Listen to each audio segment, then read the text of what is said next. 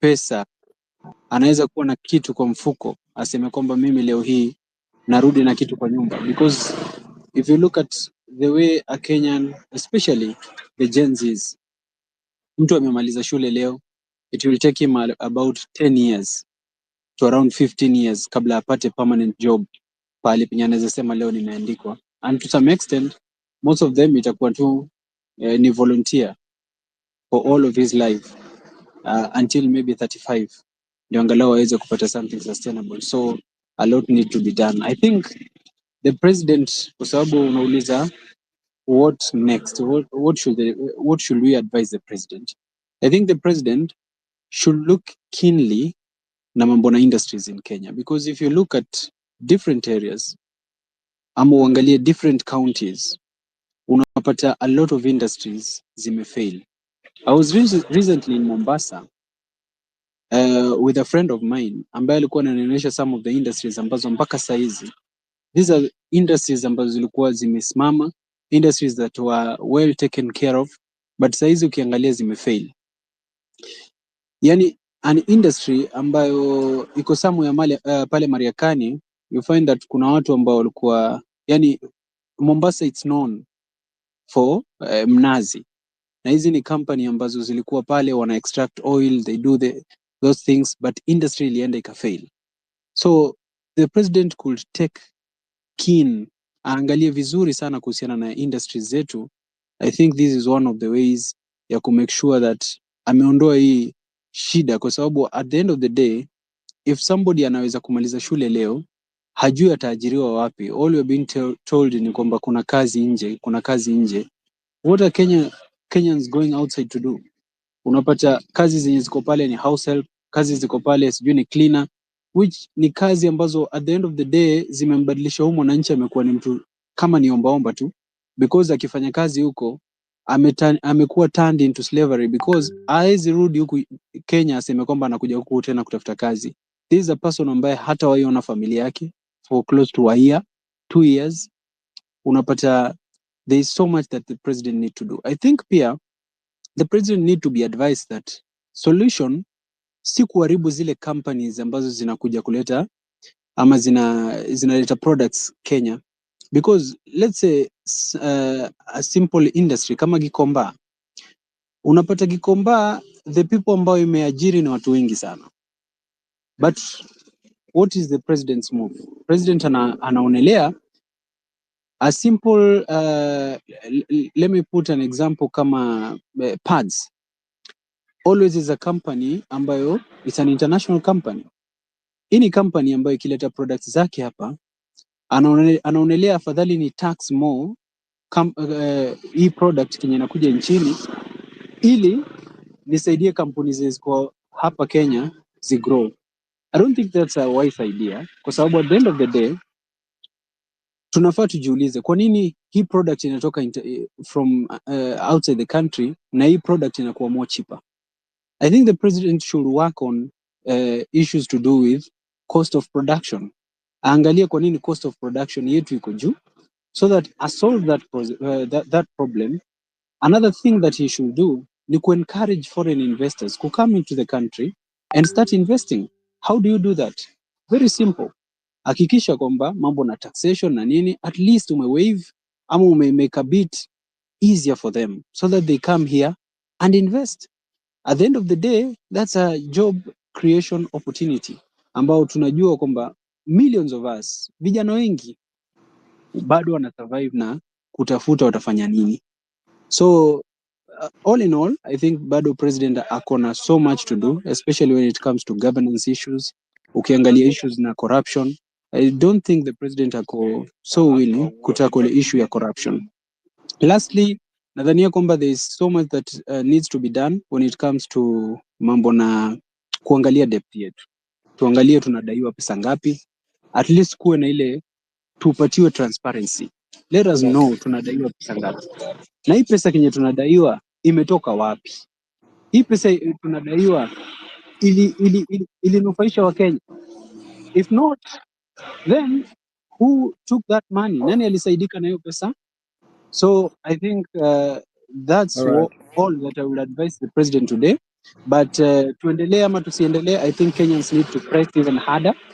We have to, lazima tusukume hii serikali to the wall to make sure Thank you. that wametusikiza at the end of the day. Thank you so much.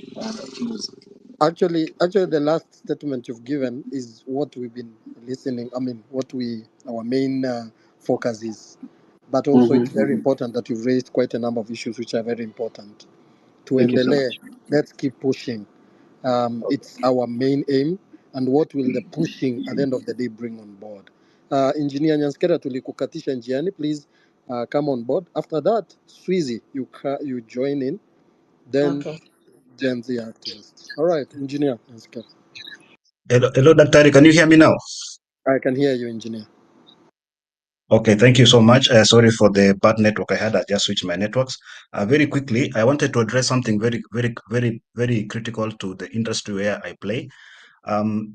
Sometimes back in 2016, Adan Duale introduced what we call Content Practitioners Bill. And then it was rebranded in 2024 and introduced back to Parliament by Eliud Dualo, the Wi-Fi ICT CS. Now, this bill seeks to regulate practitioners in the ICT industry. And from our perspective, in IT, you do not require to have a degree to practice. I have degrees, yes, and I know a lot of people who have been to school and they are well qualified, they are certified, and they can do these jobs. But by introducing this bill that requires you to pay to continue practice in a field where you've studied, you are experienced, you have the right skills to perform your duties, this is a draconian bill that needs to be defeated or not even see light of day in a Kenyan parliament. And I know one of the reasons why they introduce such bills is to muzzle abilities of Kenyans to speak out their mind through digital platforms and forums like this. Of course, the last 3 or 4 weeks have been very hot for them, where you share publicly the contacts of the people that go after Kenyans and meme Kenyans, public officials, their numbers, their emails, and all that. And the current data commissioner, Immaculate Kasait, came out very strongly to come after those ones who are sharing those contacts. These are public officers. Their contacts need to be public, and everybody should be allowed to access them and call them out when they are not doing the right thing or serving the country. So this is the bill that we need to fight together and make sure that it does not come into fruition. Number 2, there's another bill called Engineer, before you go to the Robotics second and one, AI Bill. maybe a very quick Yes, go question. ahead. You have a Yes, professional body, I believe. yes, we do. What has the professional body done so that we can also know where to come in? Now, the professional body that regulates engineers in Kenya is the Engineers Board of Kenya. Engineers have their own professional society called IEK. Now, there are some issues that bedevil these two bodies. One of them is that they are rooted in the traditional engineering disciplines, and they are not very forward thinking. The last 2-3 years have seen some commendable change, but there's thousands of graduate engineers who are struggling out here to get jobs, and when they get jobs, they get poorly paid because they have to compete with an influx of external Kenya and do their jobs, and they are not qualified or competent to do those jobs. And the people who give these graduate engineers jobs pay them so poorly. A graduate engineer being paid 15,000 shillings, 25,000 shillings is really a lot of disservice to this country. And I'm a member. I've joined a couple of groups they started a few years ago just to see the kind of trend that the graduate engineers are following or what they are going after. I think today is 12th, and they plan to go and occupy 40 suits where EBK is domiciled.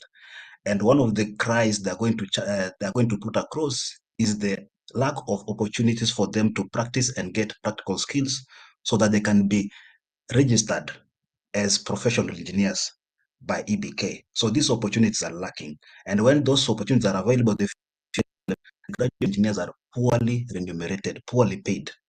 And that's one of the ills that are bedeviling this industry.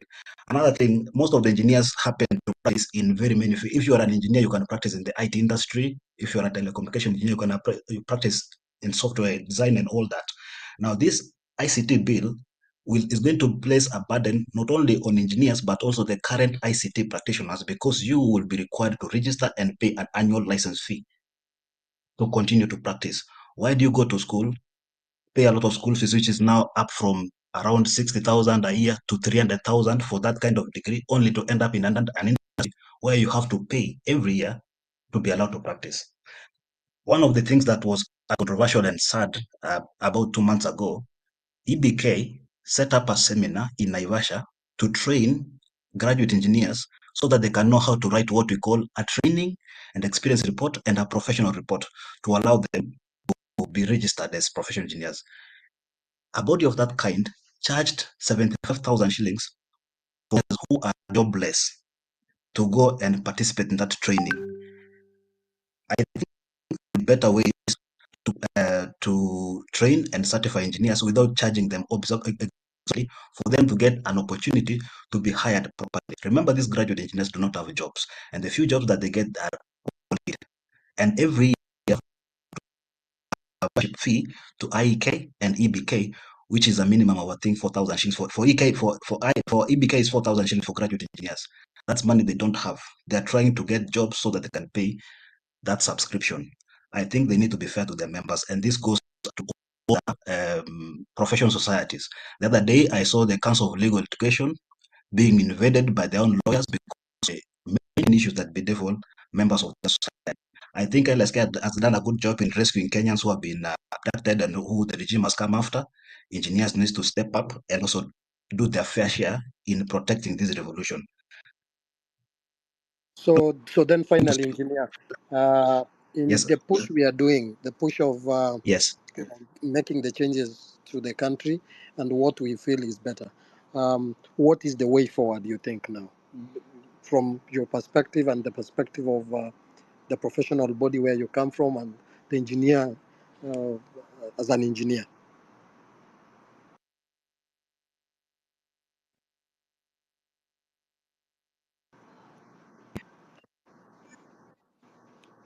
Engineer, ni mimi tu simpati ama?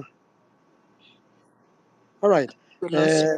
We lost him again. Swizy, please come on board. Engineer, hold on kidogo. Swizy, wacha kuja on board. Hi, everyone. I hope I'm audible enough.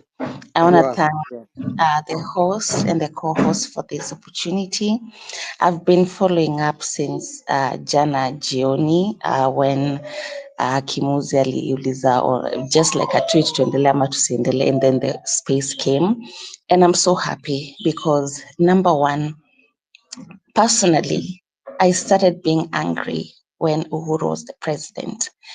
And by the time we got to his second term, which I went and voted for him, I got so angry I couldn't even stand to hear him or just to watch him on my television. So anytime alikuwa anakuja, we had to switch off or change the channel. Then afterwards, he joined with Raila. I was still watching, but still knew nothing is coming from this. And even when Ruto decided to kuwa president peke yake, I still didn't see it as a way forward. And in 2022, I didn't vote. And I remember talking to my husband and telling him, I'm really not happy with myself for sijafanya duty yangu kama Mkenya, na ni kwa sababu system yetu imeholdiwa mateka. It's so we had during the campaigns, oh, we have the system, oh, deep state, all these things. These are the things that we are fighting. So hakuna tusiendelee, ni kuendelea hadi mwisho. Yeah. These politicians, they know what to do, but they're just ignoring us.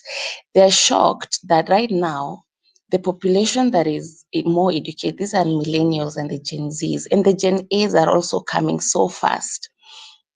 And as such, the president, I wish angetusikiza tu aone, we are just trying to make him even look better at international fronts. Because when a country upholds its integrity, yeye ndiye anaturepresent huko nje, yeye ndio face of national unity yetu. And it will be so encouraging seeing even other countries applauding the president for what he has done in Kenya, but that has not been the case. So to my points, number one, I had Lady Justice asking about, oh, sorry, Baba, don't do that. I had Lady Justice asking about the way forward, the blueprint. This blueprint has always been there. I'm a researcher by profession, and I remember wakati President Ruto alikuwa anaanza campaign alisema bottom up. This bottom up has been implemented successfully in China during the 90s when Mao Zedong was leading. This strategy has also worked in Malaysia. But these people, when they even go to benchmark in those countries, wanabeba a whole department at wameenda benchmarking, but they go to just enjoy luxuries huko. Hawakujangi huku implement anything. The blueprint is there, bottom up works. Mao Zedong chased out colonialists. I wish people can go back to history books, especially of China, and read. This guy aliambia wa Chinese, you people, I am tunafukuza hawa watu wote, hakuna venye watatuletea vitu. And then after locking their country, they decided to work. Those who know engineering went to the engineering sector. Those who know tech, IT, watu walijipanga wakasema tuna build nchi yetu. Then what happened came in, I think in the 2000s tuliona China it's now open. Then you are like shocked. Wow, this is how developed they are. No, these people decided to work. These people are now giving the US wako na deni, US iko na deni ya China how many trillions? So much. And then I asked me, this is just the country that built in the late 90s. Na sahi wako hapo kwenye wako. Kenya, we can still do the same. We have people from all professions who can help this country, not the political class, but the political class, if they can just listen, and not only that, employ kama your cabinet. I wish it had people who are professionals. Hatungekuwa kwa hii mess yenye tuko, yeah. And then on the other thing, as we are continuing tukiendelea, we should stop corruption from the level uko chini. I wish you guys can mwende tu kwa village yangu. Man, when I go there, it looks like mimi nimetoka diaspora na nimetoka tu hapa Nairobi. They look at me like a god. Na si ati tuko na anything. Ni kwa sababu for me, I decided to educate my siblings. I decided to educate my parents. Every time when something happens in Nairobi, I'm the first one to tell them, hey mom, do not allow ina happen. Please, if so-and-so come home, kuuliza 1, 2, 3, call me and ask for clarification. And for that, just because of being informed mbele, watu home wanasemanga ati kwa people wa Meru ati kwa Itonga. No, we are not rich. We are just informed. We know when to stop something. Let's also stop being hypocrites. Tuanze na personal integrity. Ukweli, the thing that has brought us here, the Gen Zs are in pursuit of truth. I wish we could be like other countries, Nordic countries, Western countries, where unasikia minister ametajwa tu kidogo, hata hataki kusalimiwa, ashatenda resignation yake. That is what we want. What does it, itakukula nini? It won't harm. In fact, we will respect you even more. We will give you we will give you space to speak and tell us what really happened. But ukisimama mbele yetu kama Linturi, I remember even being a Meru, I was so hurt. Other Merus wanasimama hapo kusema mtu wetu anapigwa. Mtu wetu anapigwa nini? Mamangu alinunua fertilizer fake. This thing has, I think my anger, when I saw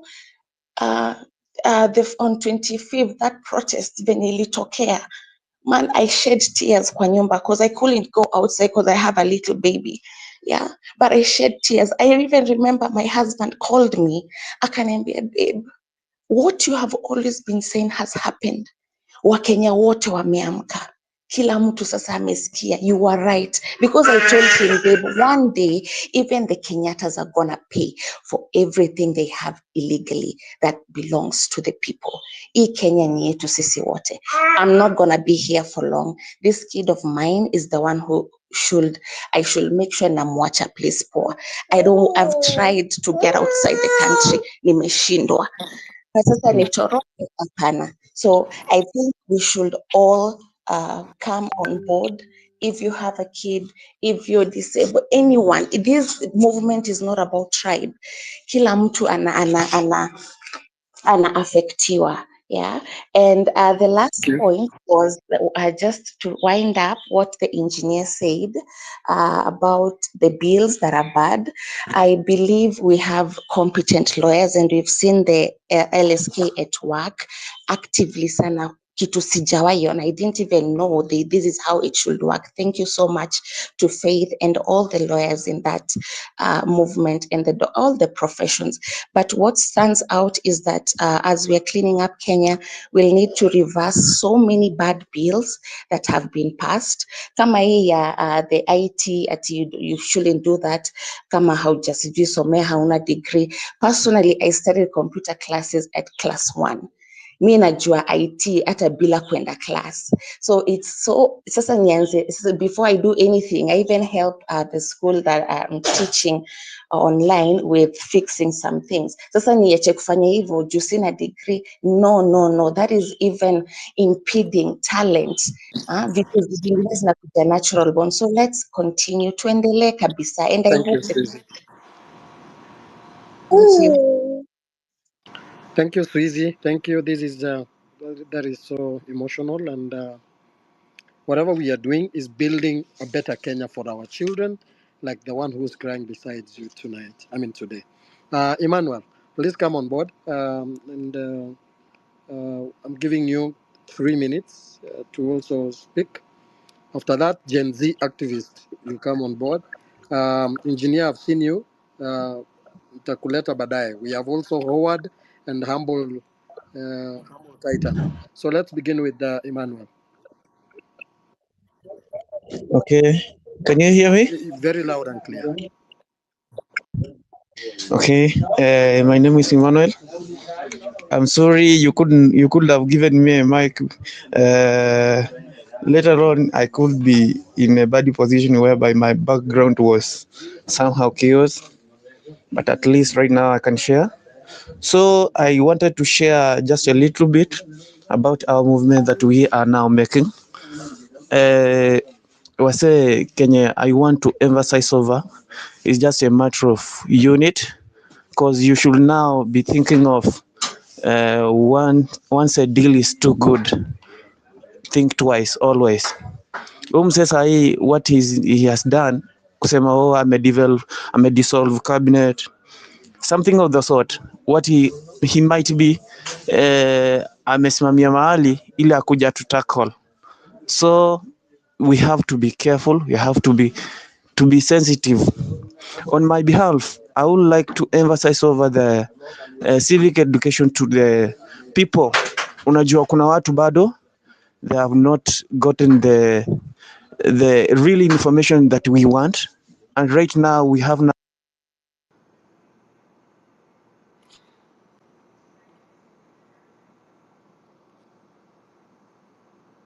Ni mimi tu ama he has gone off. I cannot I think he hear has him. gone off.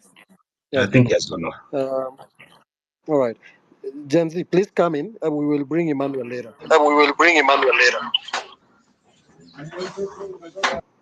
Hi everyone. Hello. Yeah, so I want to talk about the bill that was the senators were trying to pass the other day, the privatization of the companies. So I had reasons why I was seeing this would fail, and it has always failed. So number one, we do not have a choice. The public services are natural monopolies. Public services and infrastructure provide us with the essentials that we all need to live a good life. Things like water, energy, public transport, the Royal Mail, care, council, service, education, and the national health services. The privatization was introduced, or they were trying to introduce because of belief in free markets and consumer choice. But public services tend to be what economists call natural monopolies, or the services where the competition doesn't really make sense. For example, when you take the maybe let's take the for example the aeroplanes, or the aeroplanes. You don't really have a choice about which one to use. There's no real market, but the private monopolies are the worst of the worst. You don't have the consumer's power because you can't go elsewhere, but you don't have power as a citizen either. Contracts to deliver public services are agreed between the private companies and government behind closed doors. So there's very little or there's very little transparency or the public scrutiny or involvement to these things. So we need public ownership of the with accountability and mechanisms that give us a say. Then the other thing is waste. Money from your bills, from our bills and taxes, should go into improving public services. But with the privatization, dividends must be paid to these shareholders. A lot of dividends, interest rates are higher for the private companies than they are for the government. Plus, there is an extra cost of creating and regulating an artificial market. So Anybody we really speaking? have to. Sorry, can you guys hear me? Yes, yes. Yeah, the third one is the cutting Okay. corners. The drive to maximize profits comes into conflict with the needs to spend time caring or spend money to meet people's needs. So we have to check on that too. Then there is another thing called cherry picking. These private companies, they cherry pick the profitable bits of services and leave the rest. So there's no accountability in whatever they do. There's another thing called fragmentation, where when lots of private companies are involved in delivering a public service, this can create a complicated or a fragmented system where it's not always clear who's doing what. So, for example, let me go back to the aeroplane thing again. Different organizations are responsible for managing the track and stations. Running the aeroplanes and leasing these aeroplanes, actually, like the case where you saw Murkomen allegedly was trying to sell or lease our airport to an Indian business guy, the second richest guy in India. So you see, these guys are trying to actually steal from us. So this is inefficient and wasteful. So more generally, the public sector works well when it can be cooperative and integrated, and when information can be shared. For example, the hospitals may need to communicate with the GPs and carers to look after an older person who needs support at home. Adding private companies into the mix makes this coordination even harder. So we won't see accommodation of everyone if this is done. Another thing is the wrong incentives. When private companies run public services, they may not have an incentive to help track problems. For example, companies running the private prisons, let me say prisons, will get paid more money if more people are locked up. So actually you get that most of these guys that are locked up, most of them are innocent, but because they have no enough funds, so a good lawyer, they end up getting locked up in this prison. So these mixed motivations may compromise the professional standards of the staff involved in making the decisions. So we also have to check on that. Then the other thing is inadequate regulation. The regulators are supposed to be standing up for the interest of us, the public, or the common mwananchi, the Kenyan people. However, they have failed for the last decades, for the past, let me say, 40 years. So often there's the revolving door between who are working for the regulator and the people working for the companies that they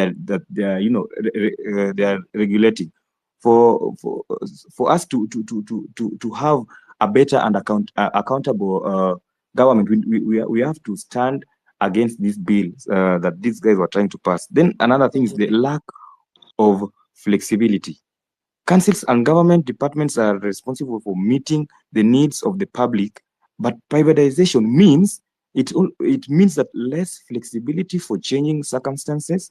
If if an outsourcing contract with a private company needs changing, governments must pay more to make changes or improvements, add in extras, or opt out. So and selling of public assets, like the student loans, as we can now see, the help now we only get I'm not sure, but is it 2,000 for help loans? It doesn't make sense. So they're selling our public assets, like the student loans, or even the public land, like school, like in schools, utapata like the school playing fields are being sold. So this means that we the public have fewer options and resources for delivering the services we'll need in the future.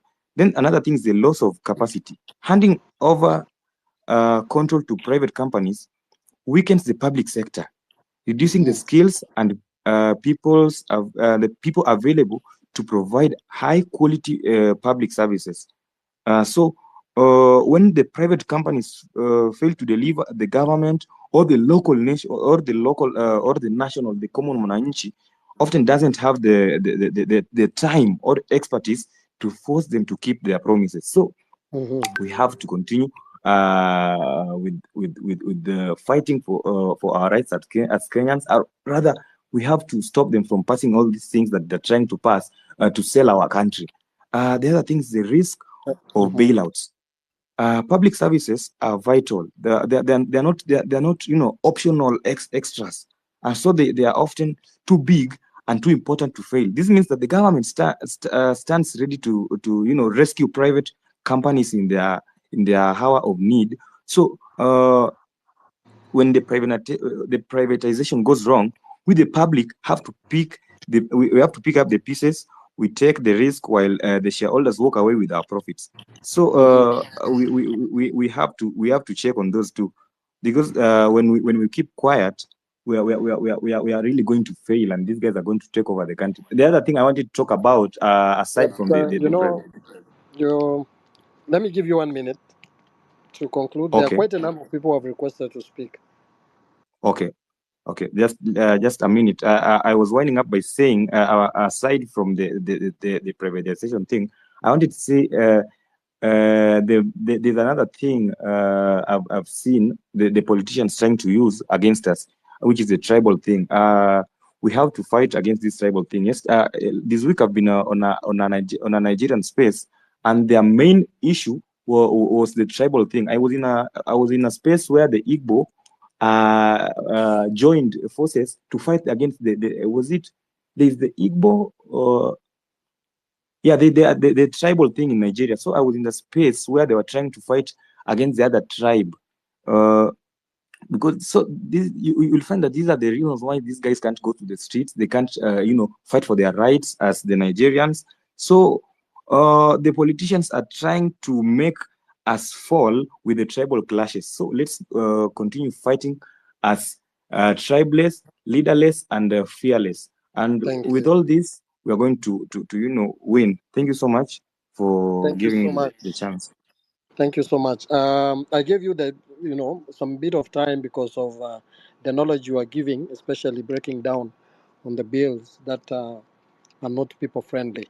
So members, you'll forgive me for that, but please keep 3 minutes in bringing the information down, so that we drop and add more people to come on board and also speak. So engineer, hold on kidogo, I'll come back to you. We have people here who've been requesting to speak. Let me start with Howard. Howard, please, 3 minutes. Then Humble Tie, you come in 3 minutes. Lord Evanso, 3 minutes, in that order. Thank you, Daktari, and thank you so much for the chance to speak this morning. Mine is pretty short. I think the pressure needs to continue because where I'm sitting right now, I feel like the president having dismissed his entire cabinet is one thing and one good gesture. But this battle, the biggest point of winning or losing the battle is what is he going to consider to reconstitute that cabinet? Because last time when the cabinet and the government was being constituted, the criteria that was being used is that, and these were stories being spoken, and those stories have got a basis that people are moving around with truckloads of money, giving the money around so that they can get an appointment into the cabinet and get appointments into government. And that was the genesis of our problem, because then when people get those opportunities, they focus a lot more on recovering their expenses as opposed to getting their job done and to getting their job done correctly. We are a country that is faced by huge problems, some of them as a result of loans, big loans, that we are not able to fully account for or know whether they have gone toward doing what they were supposed to do. For instance, if we got the loans to do infrastructure projects so that they can spur the economy and make us begin developing at a faster rate, we must ask ourselves this question: did those loans ever achieve that objective? And if they did, it means that our GDP is supposed to be expanding faster at a rate that is perhaps moving at a higher rate than the rate at which we are repaying our loans, in which case we were not supposed to be facing the pressure that we are facing now. We must be asking ourselves these difficult questions, because if we do not match our development to the monies we've taken, then we will always struggle to pay back those monies, and it will remain a perpetual burden on us as a country, and on other people will come after us who will have to pay that money. So right now, it is a good step that yes, the cabinet has been relieved, but then the big question should be that who is going to be appointed and how are they going to be appointed? The criteria. I always say that every human being has got potential of being an angel or a devil. What makes the difference is the criteria that puts them in the position where they are. Some of the people that are looking good, I've had people making comments that so and so is a good, Kimuzi is a good person, for example. When he gets there, he might change. He might change because the criteria that gets him in that position is going to determine whether he has to be paranoid and start looking over his shoulders all through the time, and therefore looking for money and looking for crooks to to fix this and fix that. Or if it's a clean process, then he doesn't need to look over his shoulders. He needs to focus on the job and get it done. We need to get a serious Marshall Plan that can enable us to go back to productivity. Because what has been happening, we've been having a lot of optics where you have perhaps a CS moving all around, launching construction of go downs in the name of improving industrialization. I know at the back of my mind, in my little knowledge, that industry is not a building. What makes industry is like the starting point of industry should be raw materials. If you are moving around opening starting projects to build factory, quote unquote, in all counties in the country, yet at the same time as a government you are supplying fertilizer that is made of manure and sand, directly you are killing that most important part of industry that is supposed to be feeding into those factories. So if you have a building and a machine, but you do not have raw materials, it's an non-starter. You are going nowhere. We must figure out and appreciate. I had someone saying that our country is we build our economy through trading. Basically, ours is a service industry. We leverage on human capital and the work ethics and what have you, because we do not survive on extractives like minerals, like oil, like diamonds and gold. We do not have that.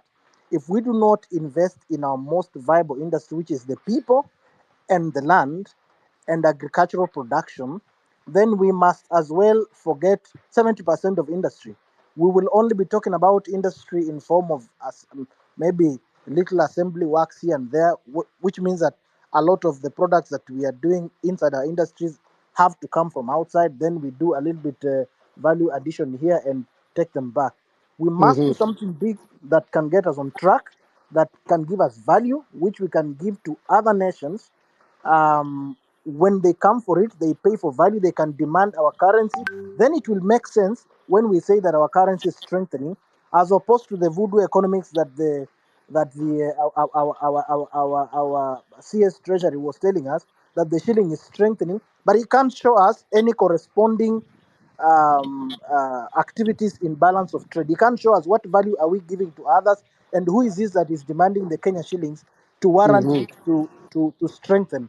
We must come out of these lies, start living the truth and realities, deal with issues head on, and something that is tangible, that has logical explanation, so that Yes. when we say we are growing as an economy, it's logical and it makes sense. Thank you. Well, thank you so much, my brother Howard, for breaking it down very well. The main thing is the pressure needs to continue, and we need to see on how the process through which we can get the right people who will take the country forward. Thank you so much, brother Howard.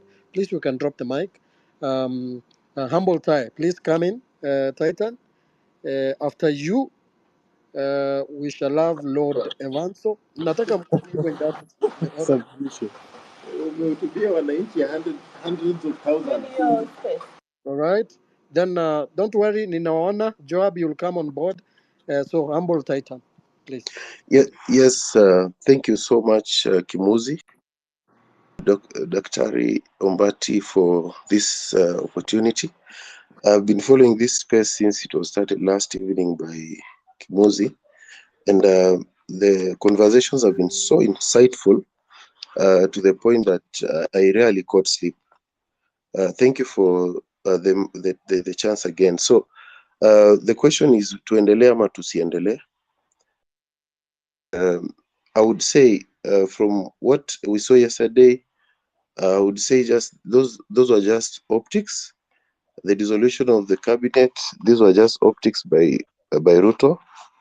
Ruto knows what exactly Kenyans want because he is the one who proposed those cabinet secretaries for appointment.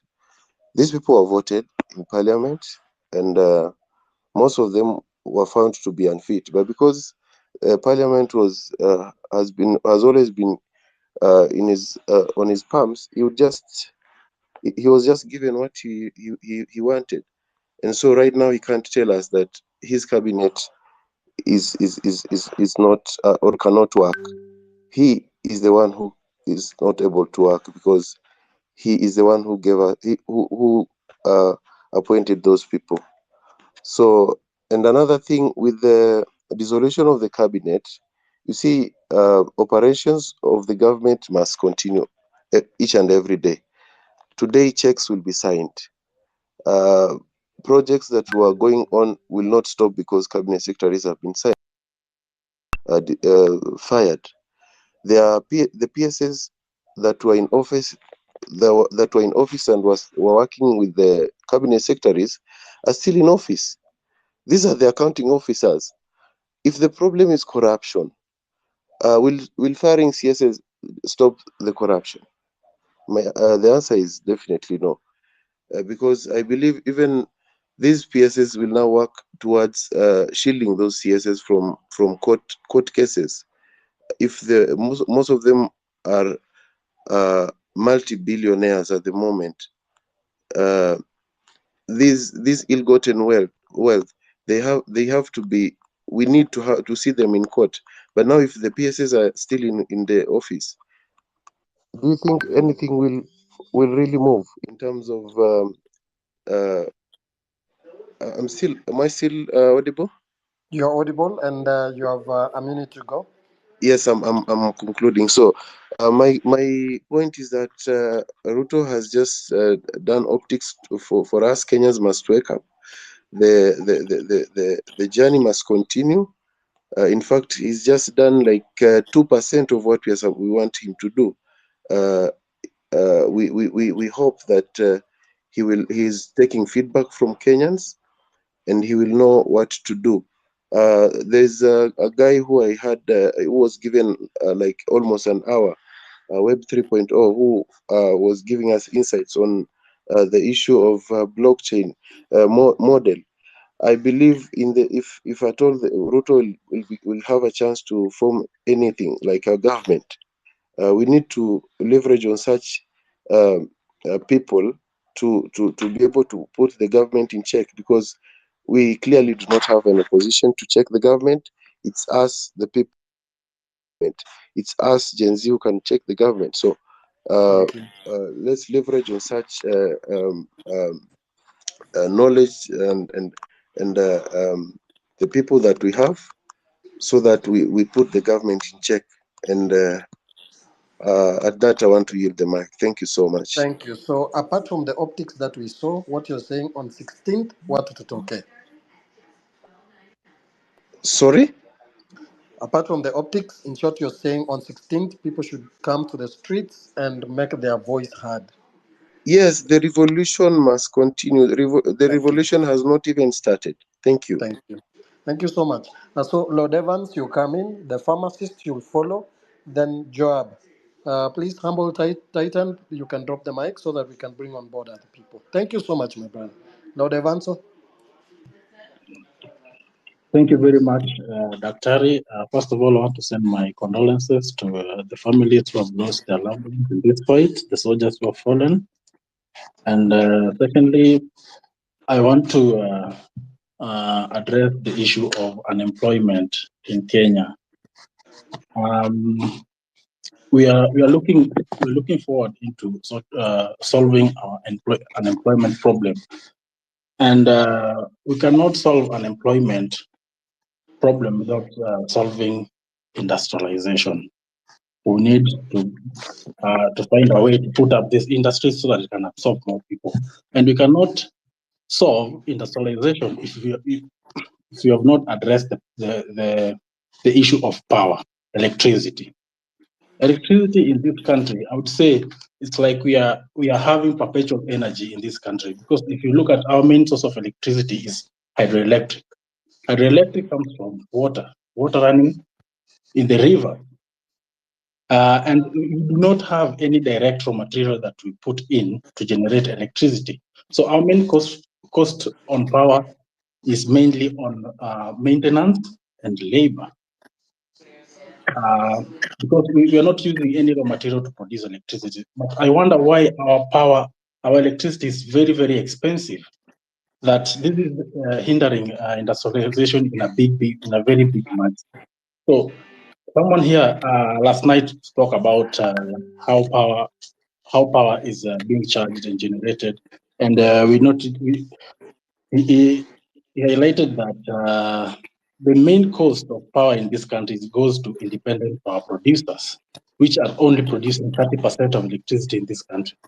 So if Kenyan is producing 70%, and is charging the cost of electricity from Kenyan, it's fair. It's more fair than the 30% from the independent power producers. Why can't this thing be looked out and sorted out so that we can have our cost of power going down, so that we can bring up our industries to absorb more Kenyans? Secondly, I want to address the issue in just in the same line with the unemployment in Kenya. For example, last year, 2023, there was a bill passed that allowed for exportation of macadamia, nut in shell. That means unprocessed macadamia, right from the farms, and it's exported outside. And one of the main companies which were given this license, are not even Kenyans. So they were given the right just to come into Kenya, go into our farms, take our macadamia as is from the farms and export it without doing any value addition. Because initially, before this law was passed, macadamia had to be processed to be exported. The process of this value addition was creating a lot of jobs for Kenyan youth and Kenyans at large. But you realize, I saw 300 people losing their job just because of this very, very simple regulation. Because there was no much which was being done to the raw material. You get it as is and export it. And we lose a lot, even in other sectors, with the same kind of regulations. So these are things that should be looked at. And I think as we agitate for our rights and accountability, these are things that we are supposed to be focusing on. And we had Webuye Pantepa. Thank you. I'm just waiting up. We had a whip and pepper. This company, it was privatized, and now it's called Ripe and Pepper. So the government was not able to bring this company to run this company to even a break-even point. But you realize Ripe and Pepper is running this company to profitability. What magic are they doing? These are the things that we should be looking at to be able to solve our unemployment problem in this country. And the cronies that we've put in power, especially in parliament, that just passes anything that come because the instructions come from above. These are the things that are killing this country to the ground. Thank you very much, and thank you for this opportunity. Thank you so much. Dr. Mbati, just a little bit. Yes.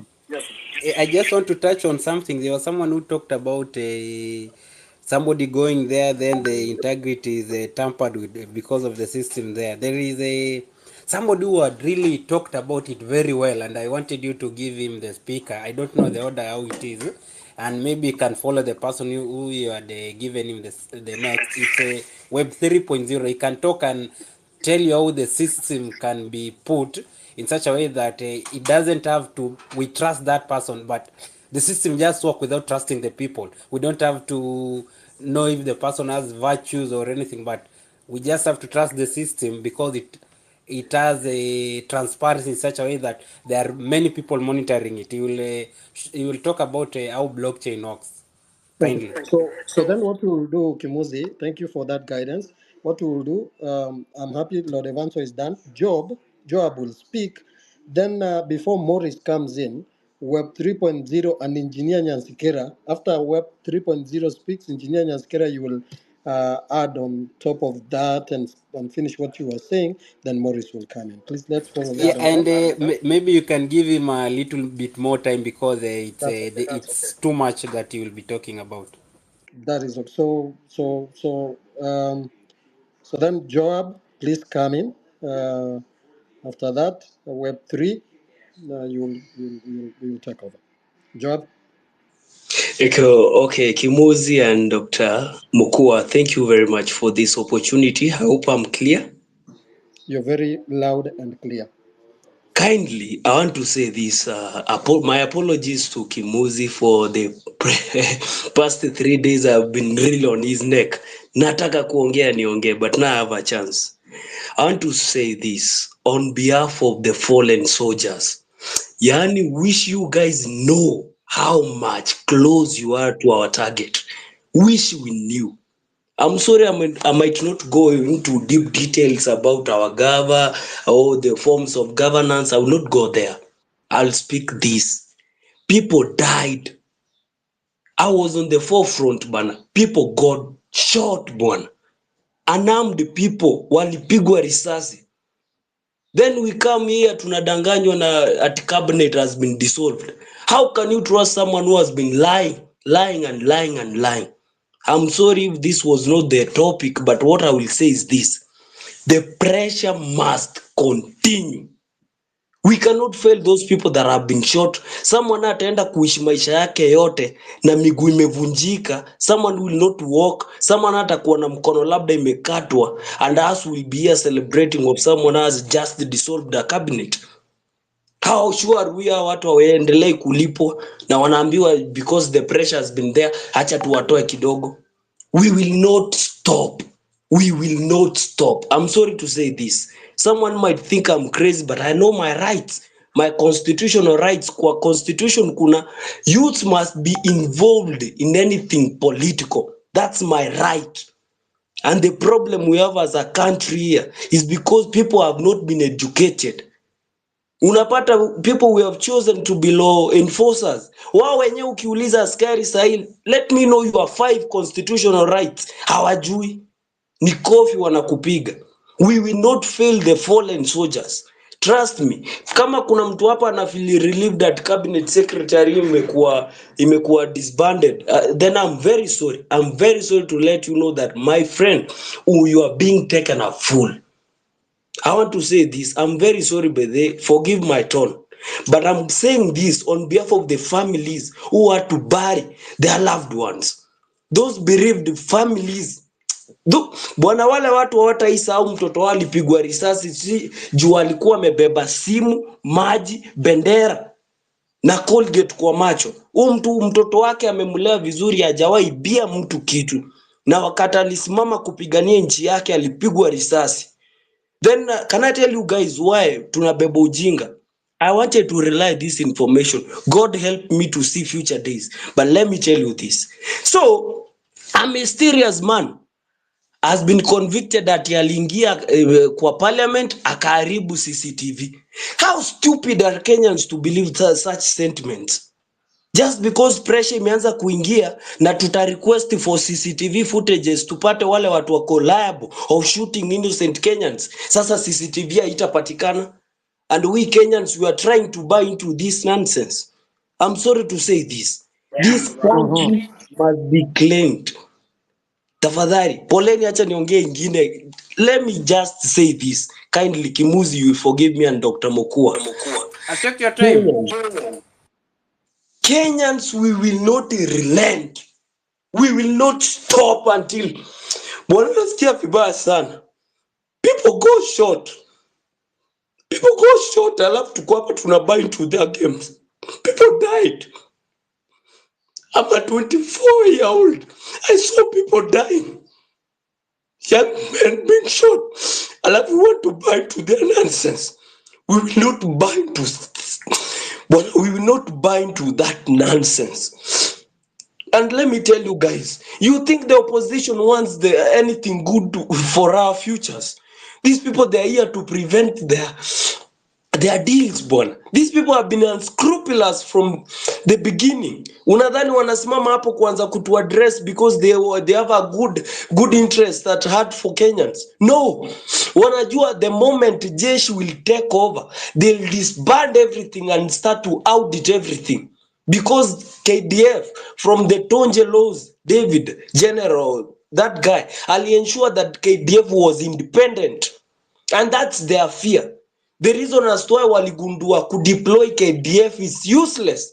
And we want to relent. I'm very sorry. We must march. I don't want to go into something about corruption. We have been saying that a lot. What we are supposed to be speaking now is the topic. Tuendelee ama tusiendelee. In fact, hakuna ama, we must pursue. Kimuzi, you don't know the power that you had. Uli host space hold over 80,000 people. Do you know how much that is? Online kukuwa na watu 80,000. That means kuna watu wako kwa cyber somewhere. Wamekaa wanasikiza what we are saying. And we are the ones who are supposed to push this agenda. We want to see accountability. I'm not trying to incite anyone or do something. I know the Constitution. I've been reading the Constitution. What we'll do is this. Kimuzi, let us use this platform just like we were using it. It's from these platforms that we had sellouts like Osama. But let us not go out of the topic. We need to use this platform to push the agenda of accountability. We want to use this platform to ensure that our government is on check. Trust me, wala mnafurahia hapa at cabinet has been disbanded. I'm sorry to let you know this. Sasa watu wa Azimio wataanza kuwekwa hapo because some fools think this movement is a political thing. This is not a political thing. We are pushing for our rights. We are speaking on behalf of those people huko ushago wenye hawana voice. Kuna watu wako Zui Kamwale, kuna watu wako Zui Machakos wapi, hawana space ya kusimama kuambia Murkomen wewe ni mwizi. But because we have a space here, sisi tutaongelea huyo mtu mwenye aliambiwa atawekewa lami 2017. To date hiyo lami haijawekwa. Let us not go out of the topic, please. Let us maintain this thing. Tuendelee ama tusiendelee. Story accountability, we have been saying this. We have been saying this. Wameambiwa na wazee, wameambiwa na pastors, wameambiwa na nani. For now, we will go to the streets. We had 39 lives lost. We have over 400 people shot. Imagine utaambia nini watoto wako in the future? Mimi si kuwa mwizi lakini nilikatwa mguu, nilipigwa risasi. Do you know the amount of nonsense we are trying to entertain? Do you know the amount of screw it? Bwana, we will not relent. Let us maintain the topic. Na najua wananisikiza. Bwana, me last year I wanted to take to commit suicide. But tell me now that I have a greater cause than I have a cause. Do you think a person like me atakuwa afraid of getting killed because I once tried to take my life? But now I have a greater cause that is even beyond me and my family. A cause to make sure that our land has been reclaimed. These politicians, they all have their interests at hand. I will say this, and I'm sorry for this tone that I'm using, but on behalf of those families, the bereaved families, Bwana, we will not relent.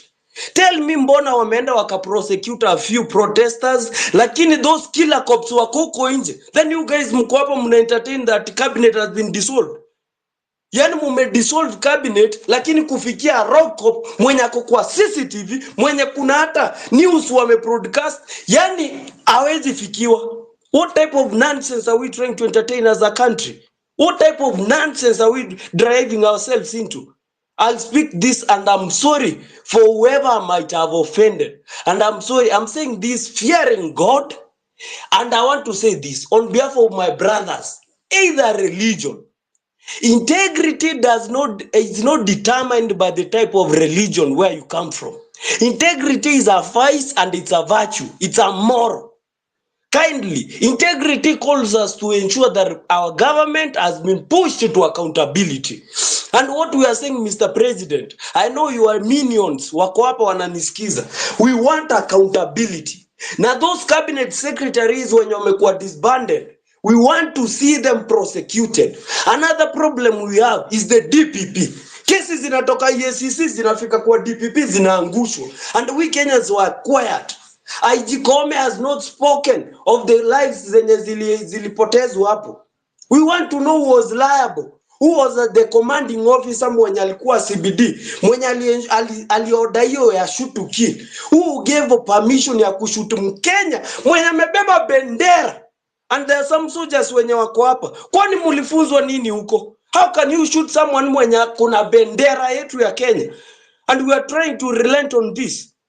I'm sorry for my high tone, but what I will say this. On behalf of those families, how si nguruwe zilipigwa risasi? Huo ni mtoto wa mtu, huo ni engineer wa mtu. Kuna mzazi amekopa loans ndio mtoto mnaanza kusema we are supposed to relent. Kuna mzazi amekopa pesa ndio apeleke mtoto shule. Mtoto amesoma hiyo masomo imemfanya ajue constitution na rights zake. Mtoto amekuja hapa kuandamana kwa rights zake anapigwa risasi.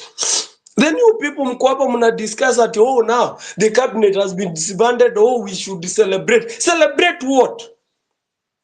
Tutabeba ujinga hivi mpaka lini? We are losing people. People are dying.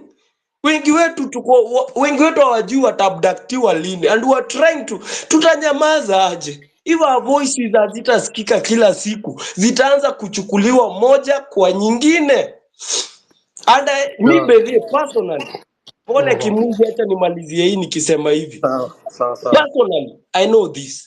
The president ni intelligent. Saa shida ya kukuwa mwerevu kwa sako ya watu wajinga ni ukifanya kitu ya ujinga hawatakuambia ni ya ujinga.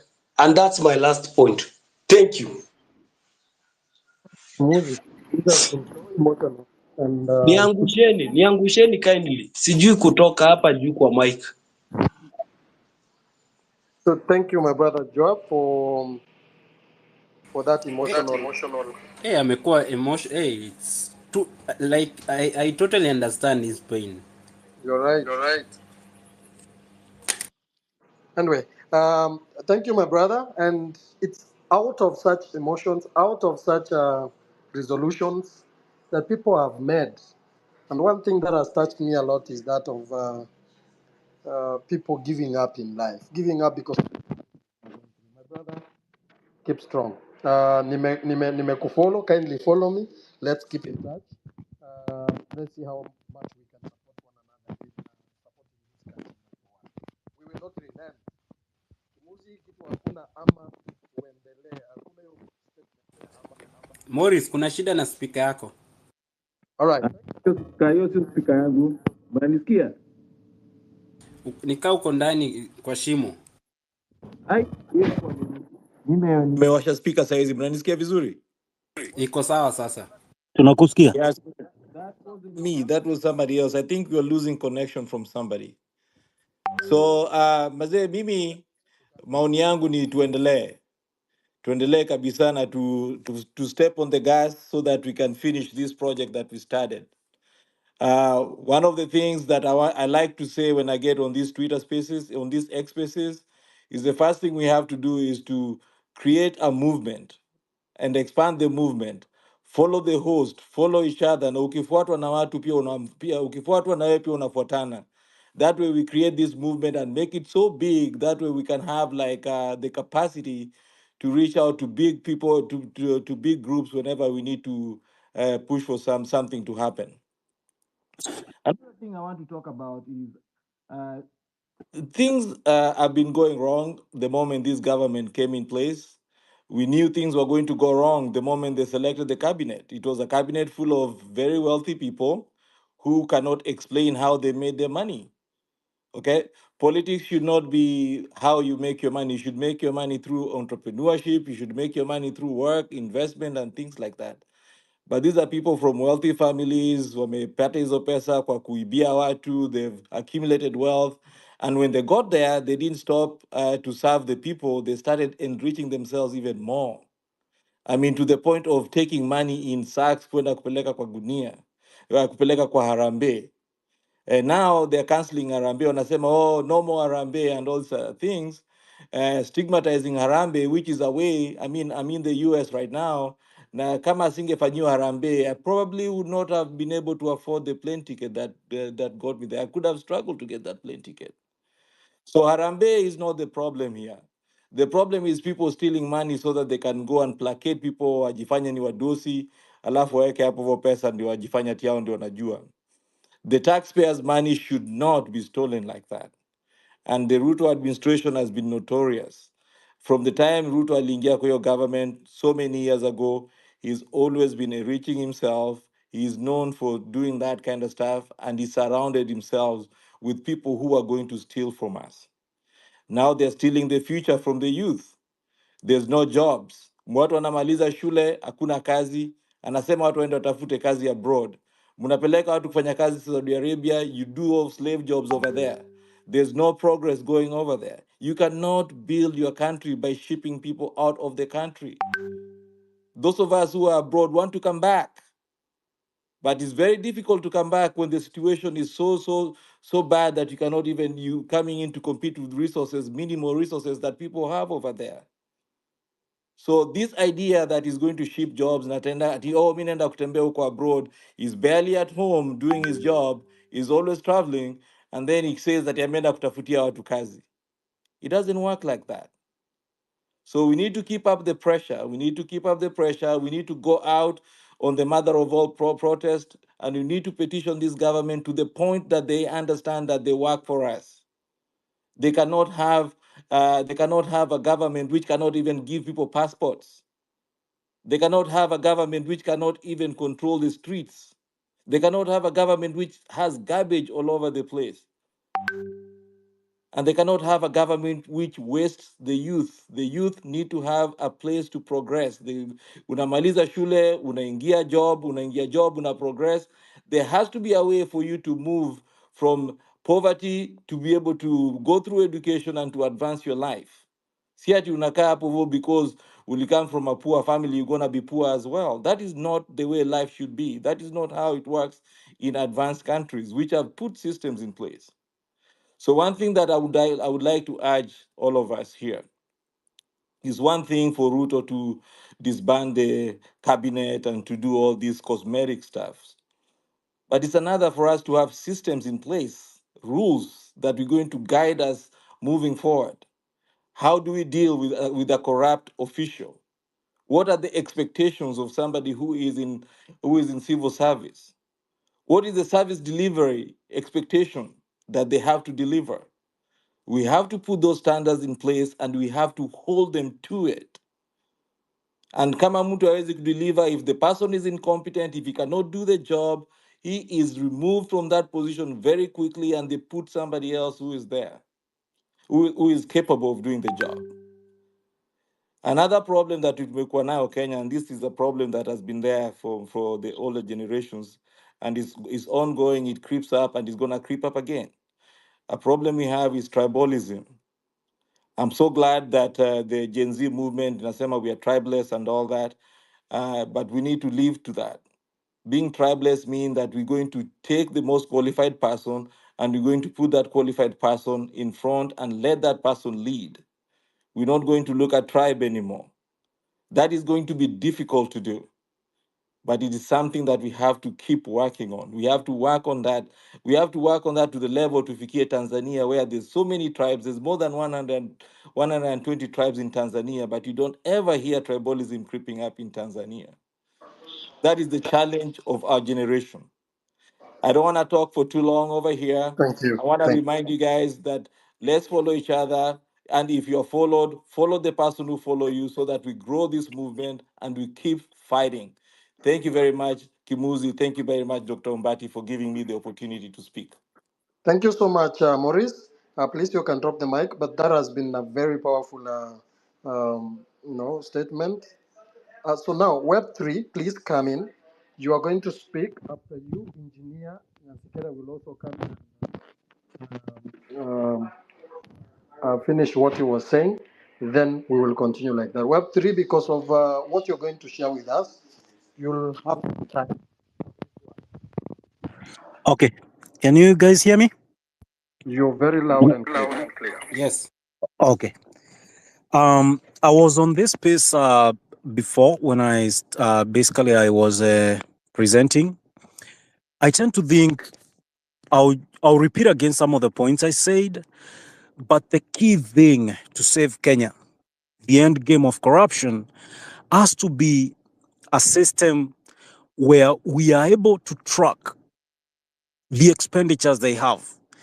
Because the decisions that are made in government, we have this walling off of decisions where they pretend Ruto, the ministers, the governors, the county assemblies, they know best.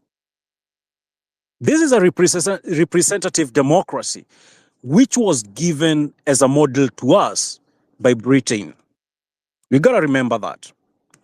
It's a better system of democracy than outright autocracy or other systems that have existed. But what I'm saying is we can make it better. And the way we can make it better is by alleviating the weaknesses of democracy. Democracies all over the planet, when they are shepherded by men who are not honest, or when they create incentives, basically the incentive is such that you can get rich. Democracies end up attracting the worst types of people in society to become leaders, and we can see that as a perfect example in Kenya. In Kenya, the root of this problem starts with Uhuru's father. You know, he ends up getting the presidency. He ends up creating this fear state. And that fear state was serikali. It's some myth you fear about the government. What was serikali?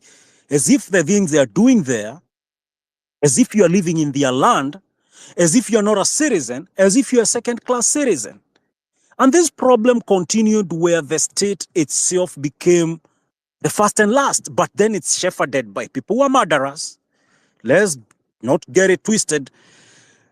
Between all the presidents, the only person I can say didn't go out to murder, although was a contributor to violence, didn't donate the specific hits. We can take it back to some lesser extent, but he all contributed to violence. Moi murdered people. Uhuru's father murdered people. We have Uhuru himself. We have Ruto.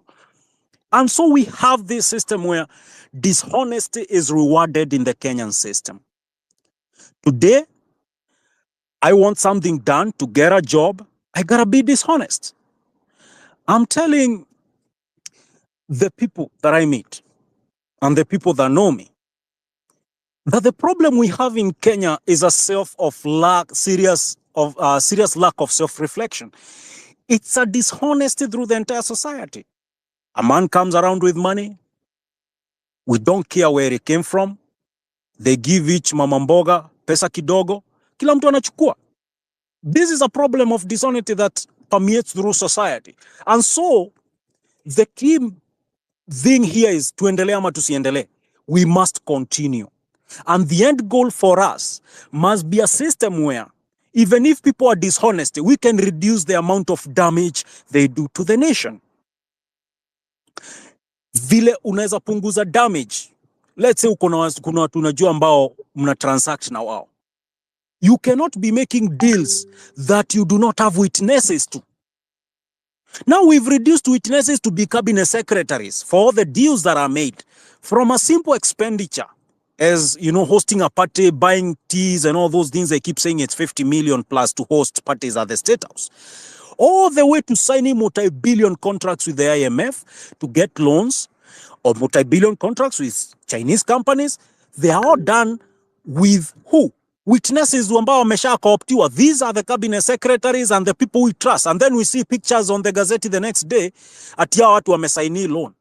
We need to be the witnesses to our own governance. The entire 50 plus million Kenyans need to have a system where tunaweza access evil. And I'll go back to something simple. In the 90s, the banks had a chokehold. From the Kenyatta family to, you know, all these other mega billionaire families who had the control of the banking industry, to international conglomerates kama, you know, HSBC. They left Kenya, Citi. Then we have the South Africans who have come in now. They changed Barclays Bank. But you can see how they said banking can only be controlled by the elites. You poor person, stay out. You have to have a minimum amount of money you are giving us to maintain an account with us. But someone came with an innovation, Mwangi of Equity. But also along the lines in the 2000s, as the mobile phone came along, a M-Pesa idea popped and ended up liberating a lot of Kenyans on how we send money, transact with each other. It's been a positive in our lives. Right now, zile technology tuko nazo access, kitu ya kwanza, kuna ule mjamaa ametengeneza finance bill GPT. Unaweza iquery, ukienda to install, it's free. Ukiquery inapea activist knowledge on the live. So I don't need to spend an entire month like I did in the 2010s. I had to spend an entire month doing due diligence to dig into government budgets. And you end up being like the only person and a few others who know the extent of the mess. Right now, tunaweza get the mess with this technology. So one of the key things naweza sema hivi na Gen Z and even millennials wale wako na technical expertise. Let's feed data into these systems wale wako na technical expertise, then they share those platforms. Juu hizi vitu vile tunaendelea kuerevushana, ndo wale waerevu walikuwa wanatuona tukiwa wajinga watakuwa mashakani. With the idea of transparency and accountability, Web 3.0 ama kitu tunaita blockchain ina creatingi nodes ambazo hazikontroliwi ni mtu mmoja kama vile server sasa hizi iko. Kama server za IBC zinakontroliwa ni government. So wanaweza enda wafungue na change votes, wako na communication basically channels, so wanaweza wa intercept hizo votes. Kile tuna suggest basically ni blockchain governance. Anyone who is in government, from the smallest employee to the biggest, from the smallest expenditure on contracts ama kufuel magari, wote wapewe kadi iko tied to the blockchain. What the blockchain does ni, watu wakisha install the mining software ya hiyo blockchain ama the verifier, watakuwa part of the node. So hiyo part of the node itakuwa ina verify transactions in real time, alafu tunarudi like 100,000 laptops independent. Mi naeza run, Kimuzi, anyone else, student yote anaweza kuwa kirani gava on their laptop. Now the thing we are doing is we will reduce these positions of power into basically ceremonial positions. Inakuwa they are answering to us on a real time, combined with this data flow. Tunaweza jua suspicious transactions of that day. Nani anafuel magari 100 kwa ministry yake? Hizo vitu zote tunajua. The money should go into a singular trust account ambayo iko monitored. ni the entire citizenry of Kenya, the entire collections of taxes in Kenya ziende kwa singular account. From there, ni mwalimu mshahara amelipwa, tunaona ni ngapi, your category. Ikiwa utaki hivyo, go private. If you are to mint money in Kenya, to become a billionaire or a multi-millionaire, you need to be working for the citizens of Kenya, innovating, creating products that the market wants. Si kazi yako kuingia kwa serikali, unaenda kuiba pesa ili ukuwe tajiri. Na the only way tunaweza fanya hivyo ni to create system. Like now hata nyi wenyewe mna transact na pesa kila siku. M-Pesa as a central trust account. The same thing will do for the government, but run through M-Pesa, ina run through the blockchain, such that Uhuru ama nani atakuja, ama Ruto, ama mtu wake kwa cabinet, kwa department yake, haezi change transaction. It's immutable. Once it's recorded by the 100,000 nodes, haezi change. It's basically an unhackable chain of transactions. Ikiwa ni contracts, ikiwa ni a judicial judgment, yote inarekodiwa hapo. Ikiwa ni mtu ameamua ana sign contract na company fulani, hiyo company kabla wa sign contract, hiyo company na submit bids zake to the blockchain. The entire bidding system of contracts in Kenya mpaka ikuwe public. Si mambo ya tunakuwa na wheelbarrow ya 5,000 ina supply wa 110,000. Kalamu ya shilingi 100 ina supply wa 17,000, zingine 7,000. Njia ya shilingi 250, milioni 250 per kilometer ina supply wa 780 million per kilometer. We gotta have an open bid public system accountability. Juu ile pesa tumepoteza through the clog na we zile iko kwa system is between 6 and 8 trillion over the last 15 years. Na nilikuwa naambia watu, if you knew how much development that would be, tungekuwa na Turkey level infrastructure, equivalent ya Malaysia infrastructure, equivalent ya Indonesia infrastructure. Or to even go further, tungekuwa saa hizi within 50 meters of every person's home in Kenya, there is tarmac. There is tarmac. That's how serious it is. Kila mtu akona maji, kila mtu akona stima. You guys and my generation, kile shida tuko nayo kubwa sana ni an inability to fathom how big some of this money is, especially with the older generation. Unakuta mtu, nikiongea na watu wa nyumbani, na nilikuwa hii ni one of the things I'll repeat. Nauliza watu, what makes up a billion? It was a simple thing I did as I was conducting a parallel survey for market ya watu mama mboga, small shops na nini kila kitu.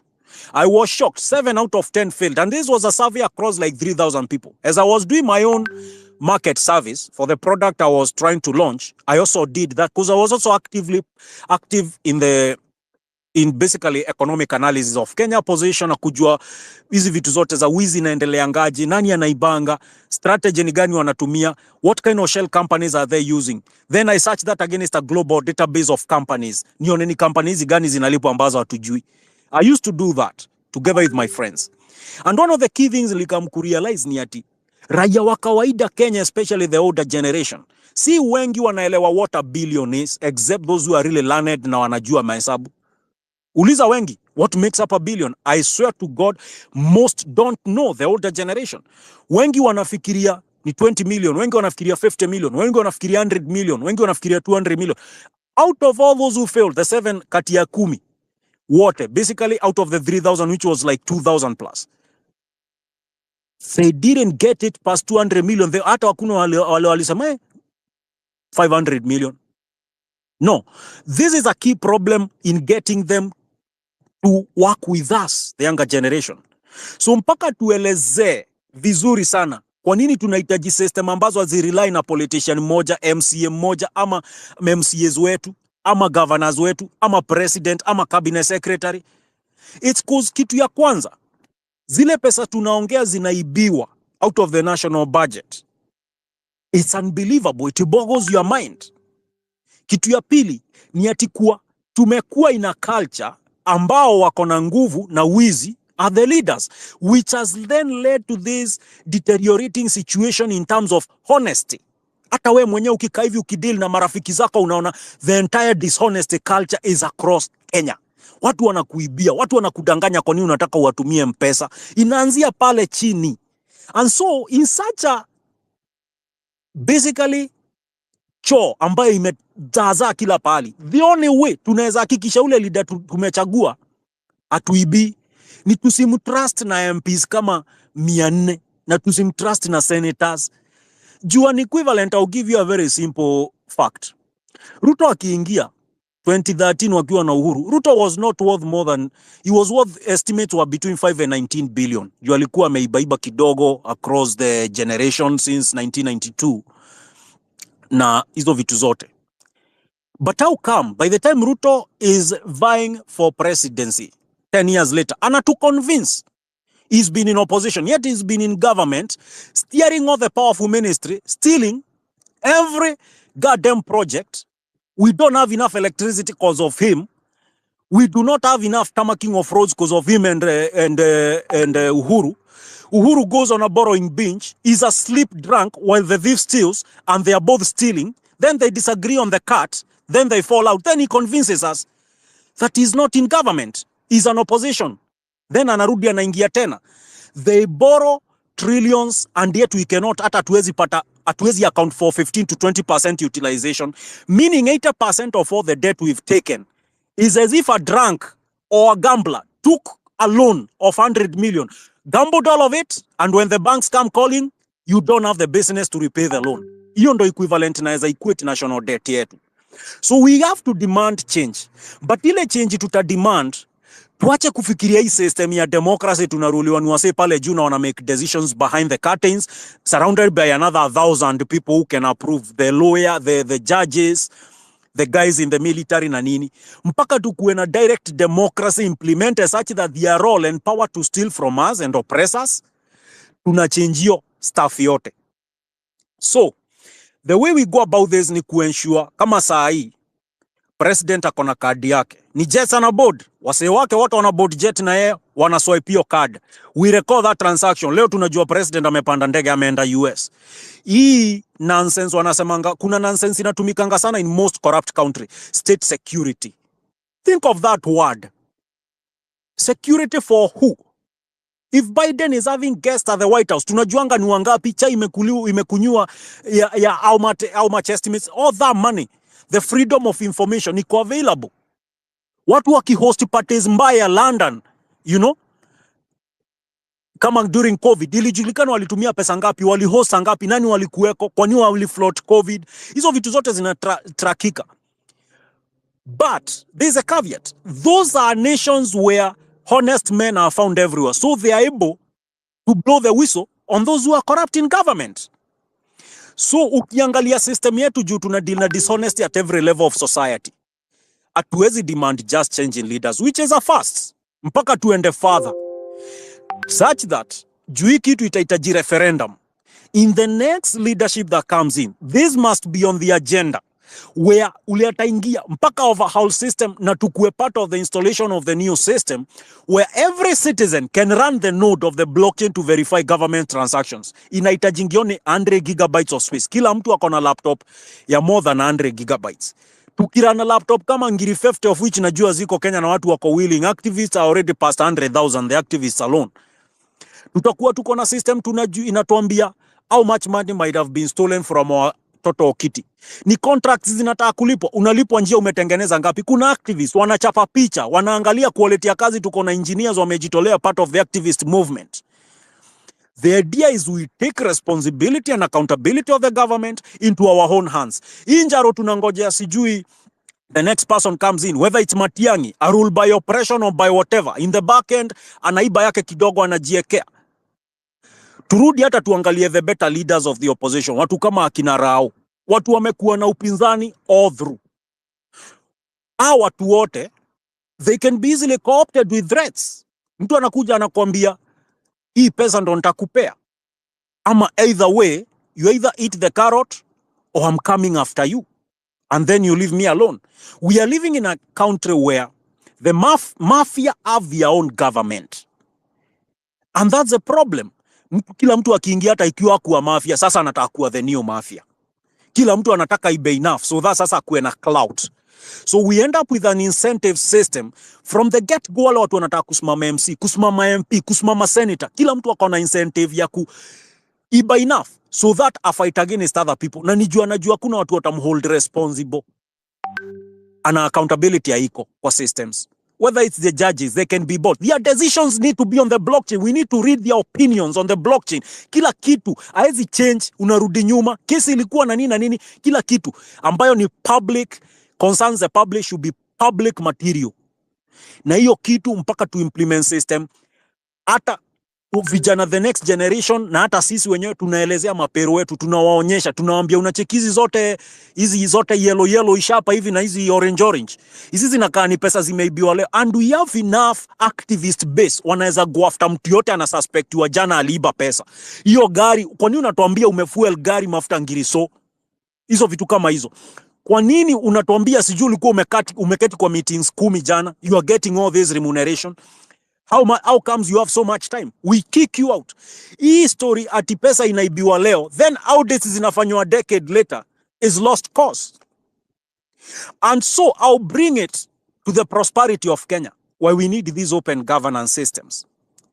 It ties to the fact that if a nation cannot invest in its own, that nation cannot produce growth, and it cannot become a developed nation, no matter how long it's given. You just stagnate. In the worst case scenario, you become a failed nation. And so, looking at that, I would like to explain the chain of how nations work. Nations have to take care of hunger. That's the most important. Food security. Tulikuwa na zile project walikuwa wamesema na huku Tana kina, is it the irrigation project for around I think 4 Galana Kulalu. Galana ya Kulalu. Just imagine your project tulipoteza tens of billions of shillings, and yet people are going hungry in Kenya. Then Qatar comes in, they lease 40,000 acres, they grow food, they fly it out. Because we had a dishonest leader called Mr. Uhuru. Okay? Mr. Uhuru Kenyatta, a dishonest leader. Then a thief turns around and tells us, oh, the guy I'm about to leave to is also a thief. How bad can it get? 2 murderers, they kill witnesses. Why is it? They are already listed. So we messed up already in 2013. The question is, as a nation, what can we demand from leadership and from ourselves that does not rely on any single man's honesty? Juu imekaa over and over. We look at over and over. Hakuna watu enough honest people in Kenya to steer Kenya on a smooth plane. It has to be us, raia. Mpaka tukue tunastia hii inchi, tunaipeleka on a smooth plane. So, the change has to be, watu mpaka waende. Easy, you know, is doing what I refer to as plastic surgery. Unatengeneza uso, but chini is just ugly. That's what Ruto is doing right now. And I always say this, those who underestimate Ruto pay a very high price. And the reason I say this is, I do not declare geniuses easily. If we've seen a genius ambaye anatumia the understanding of global systems against connivingly, he understands the need for Kenyans to feel religious, closer to God. Anatumia hizo vitu zote against you. Wale watu wanajuanga mse alikuwa anaitwa Madoff, US, aliiba $65 billion, which would translate to around 8 trillion kutoka kwa clients wake over a period of 40 years. Ruto is bigger than that. Because this guy, when I declare someone a genius, doesn't matter whether you are doing good or bad. He's an evil genius. He is. He's gonna play Kenyans again and again and again. So we better be very careful that he has to go out. We have to clean up all this mess that was created by him and Uhuru, and even from the past guys from the Moi era. Ikiwa una deal na mtu yote ashaionekana kwa TV during Moi era, I'm sorry to tell you, you are failing Kenya. If you think anyone you've ever seen on TV during Moi era will ever help Kenya. The same with that hizi nini zote za during Uhuru's time. We need to pick people who have had a track record of some honesty and sympathy with Kenyans. And then from that pool, we must force honesty on them. And that's how to implement blockchain. So that ecosystem ya mwananchi, governance by mwananchi, monitoring by mwananchi, tunawamonitor, hawawezi iba, tunawabreathia hivi on a daily basis, tunawabreathia. Just like the way the Communications Commission of Kenya was formed, we will have a commission which ensures that no department and no one can float basically to great extent the rules of the blockchain. Kufeed data. Mtu yote ambaye atumii kadi, ukipata utumii kadi yako ambayo iko attached. That's your key to your office. That's your key to the blockchain. That's your key to your expenditure. That's your key to your salary if you're a government employee or officer. Mpaka to implement such a system. That's why we force honest leaders to rise to the top. Juu Kenya imejaa wase smart, wase honest, but they are never given the light of the day because of the incentive system tumeunda. Tumeunda system ambayo has to rely on honest men to run it, few honest men. But Kenya, we don't have an incentive for honest men to emerge in society. So we have to force this, as this generation, to force honesty on the entire system. Kutoka polisi anakuja kukuarrest. Can the people around you verify that he has a warrant that is on the blockchain has been verified by a judge? Which judge, which court, which police station are you going to? That's the kind of governance tutaitisha. Na si kuarrestiwa ni plain clothes. Askari undercover, they can have plain clothes, they don't need to have guns. Kazi yao ni kuinvestigate, kuembed a criminal organization. But once they get the criminal, the arrest must be made by someone in clothes with a warrant. Na your warrant is already published to the blockchain. We can verify this guy is wanted for this accusation. Let's then go prove that this guy is actually guilty so that we can track the chain. Si mambo ya abductions, atu watu wana abductiwa, hakuna warranty ilitolewa. When karawa aina gani? You are just another thug, another murderer. So what I'm trying to tell you guys is a revolutionary idea ambayo already inaimplementiwa ni watu. Sai US, hata ukiangalia some of the most opposition figures in US hizi, wanna go along the line of bringing the entire government of US on the blockchain, including the entire, basically, budget. Juu kuna redundancy mingi sana za special interest even place kama hiyo, ambao unakuta, even though they advance and they have a lot of honest men, just the tendency to feel together keeps the government growing and growing and growing to no ends. Na inasado the entire nation with debt.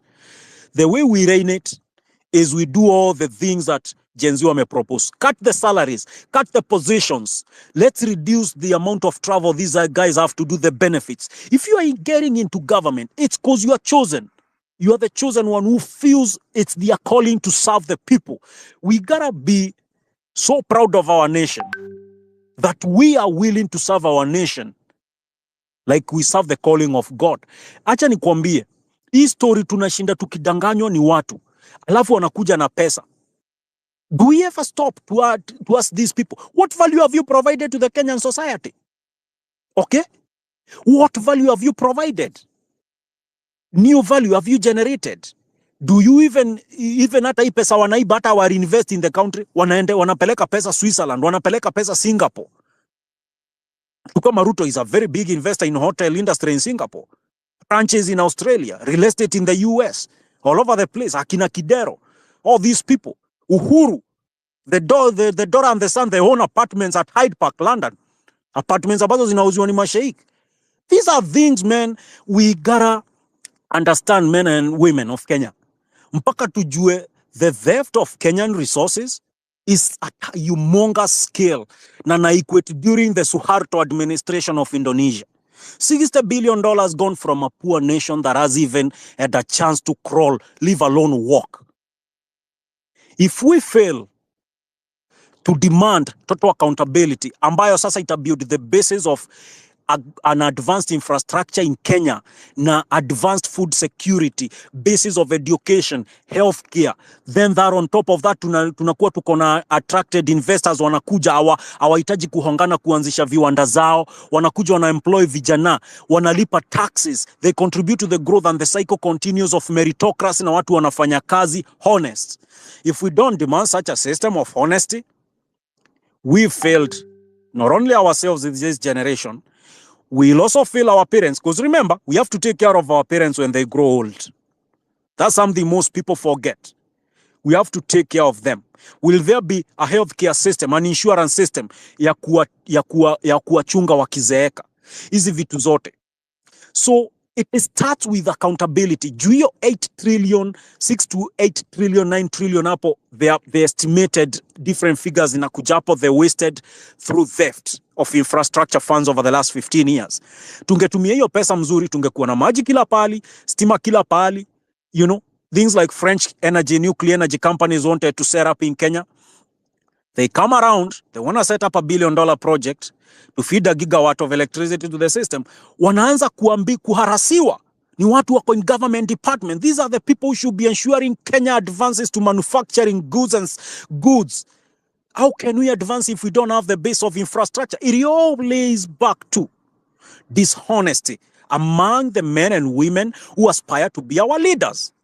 Dishonesty tendencies. Hizo vitu mpaka tuzitako. So that on the basis of that, we have students who are going to a free school because the taxes are well enough and utilized enough, they are paying well. The teachers are paid. The doctors and nurses are paid. The houses, the hospitals are stocked. Where are the equipments from the hospital that 8 billion contract during Uhuru's time? It's nowhere. And then he turns around and tries to buy KQ for 21 billion while we know the assets of KQ are over 200 billion. Even with all the debt issues KQ is dealing with, by the way, which is pushed too intentionally to bankrupt it.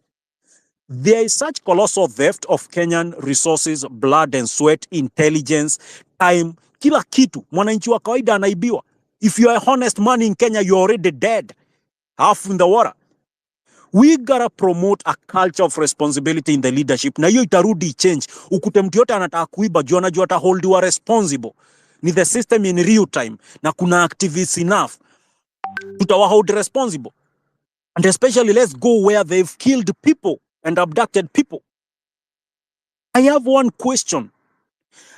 Would they be able to do it if we needed express presentation of a warrant, which was also on the blockchain? Haijafikiwa ni jaji moja ambaye ameenda akaandika then atarudi ya withdraw. Akishaiandika hivi ameandika, tumerecord ni ameauthorize your arrest.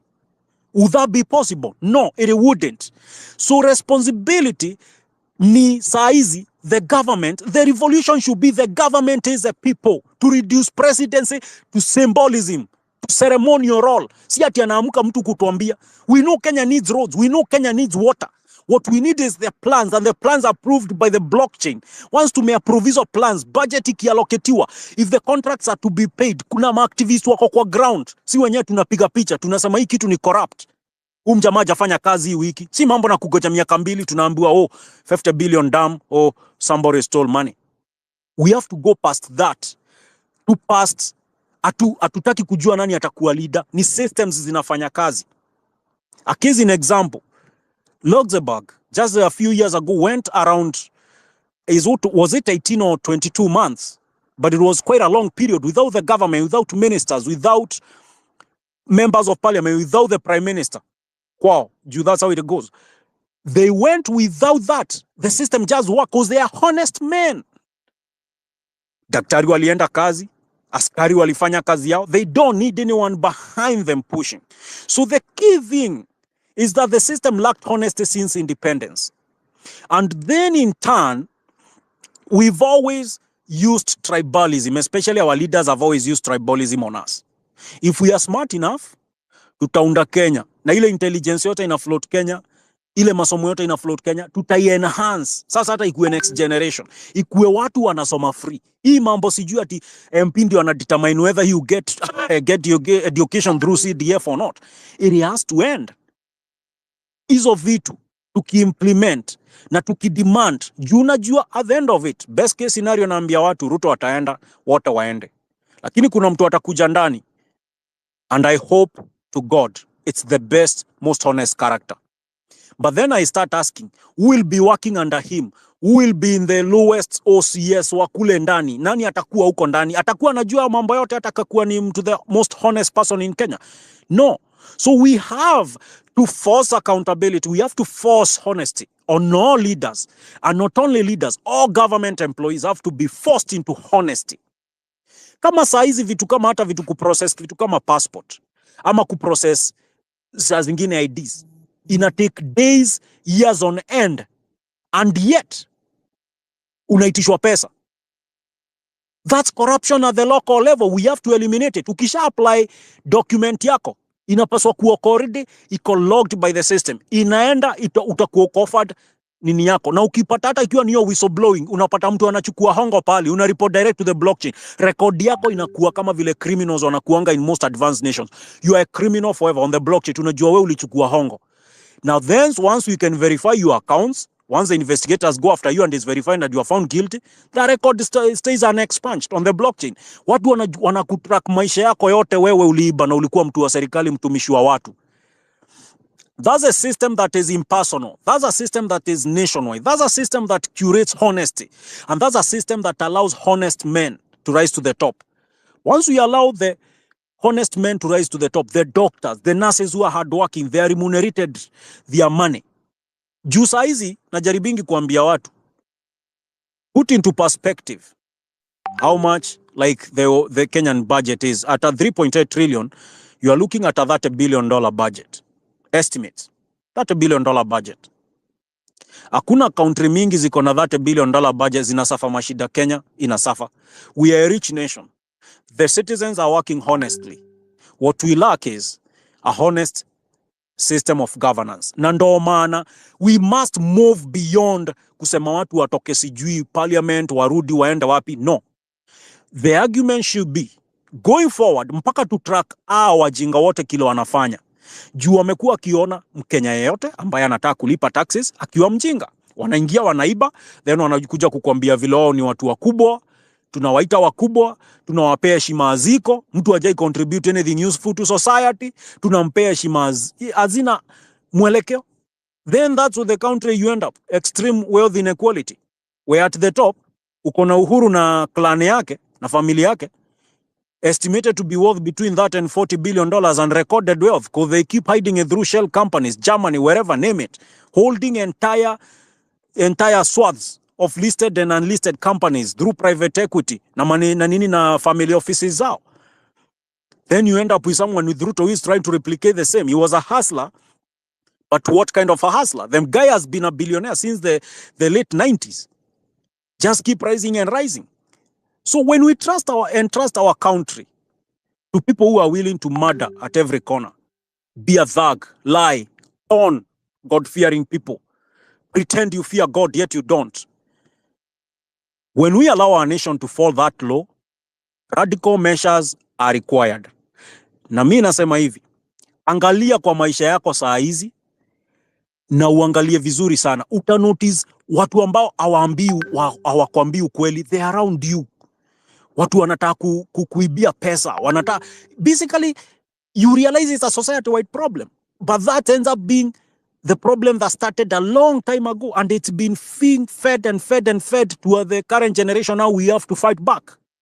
So that's why when we go to fight back, don't be the person who hopes, oh, let me stay on the sidelines and I'll be the person in the next government in benefit. Let's create a system where I know if I go, and we've created a fund, because believe me, we will need stimulus for the young people and people to create jobs.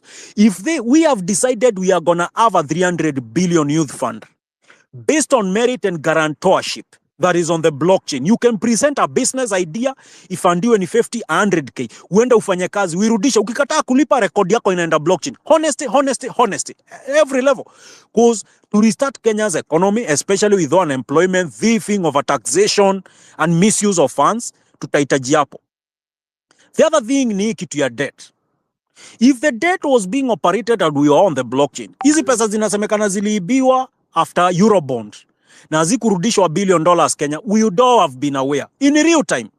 A Eurobond has been issued, whether it's the banks that were issuing it abroad, it's oversubscribed, tumepata pesa $2.5 billion. Inaenda Correspondence Bank New York.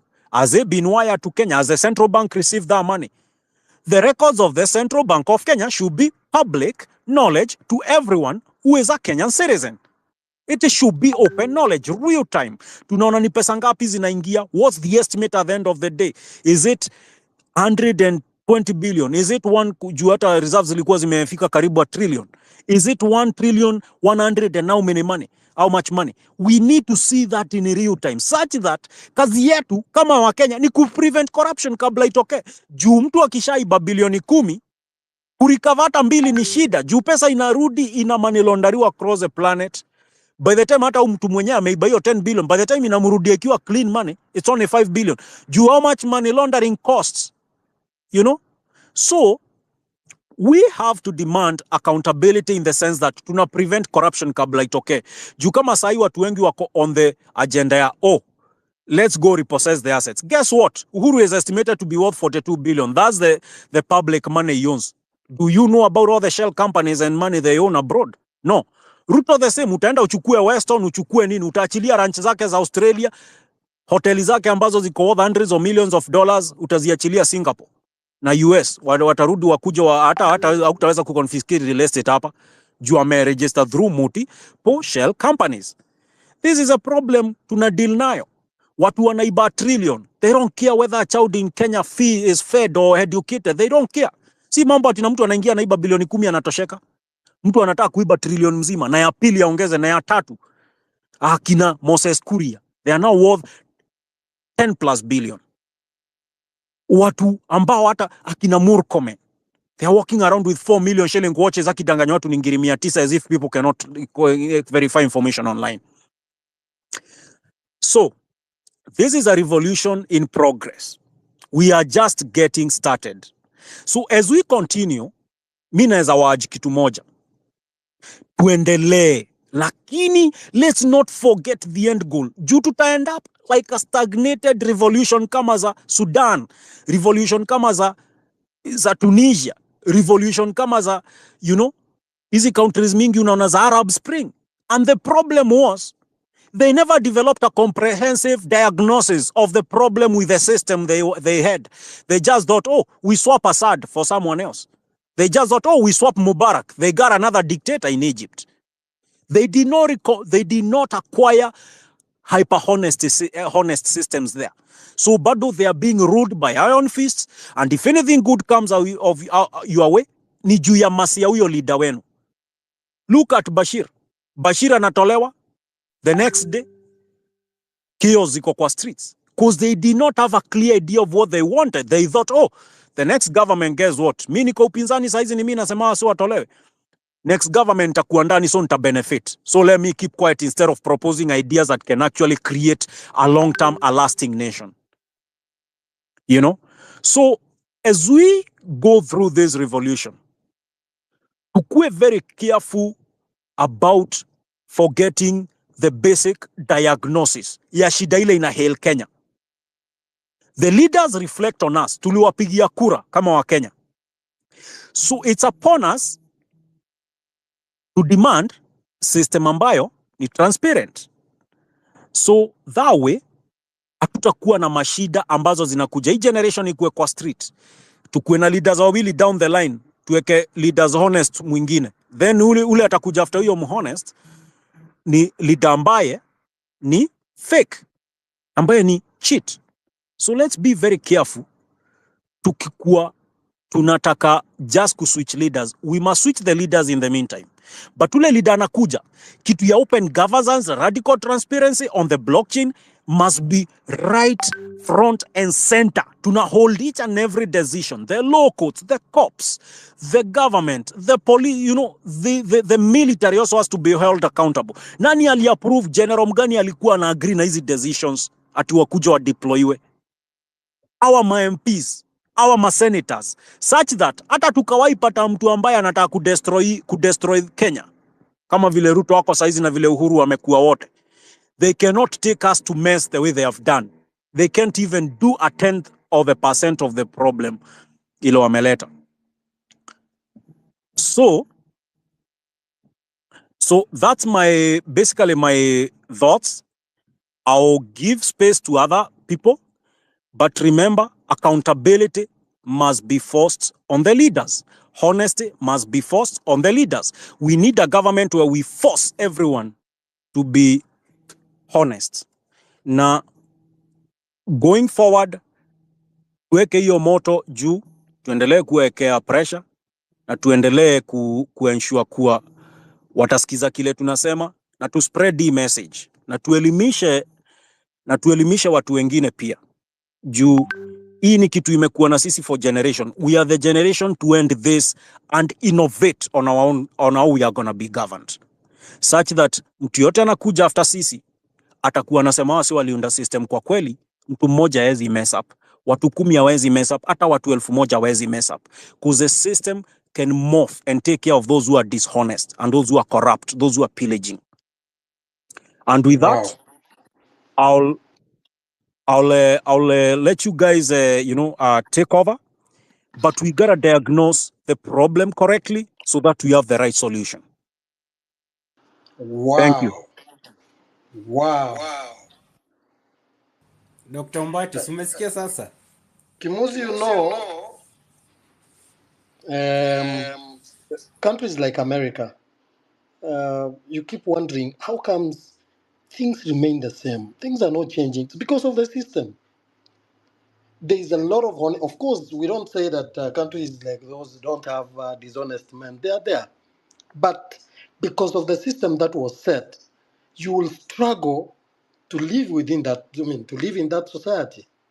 You go to the banking system, everything is sorted. You go to the road system, askari utampata amesimama vile Kenya askari wanasimama kuinua mikono. Ukienda in the whichever system you want to get into, you will get things running because a system was set years ago by well-minded people who had the country at heart. Thank you so much, Web3. Thank you. Nancy Kera, please don't drop the mic, Web3. I know people might want to ask you questions. Okay. Engineer, please come on board.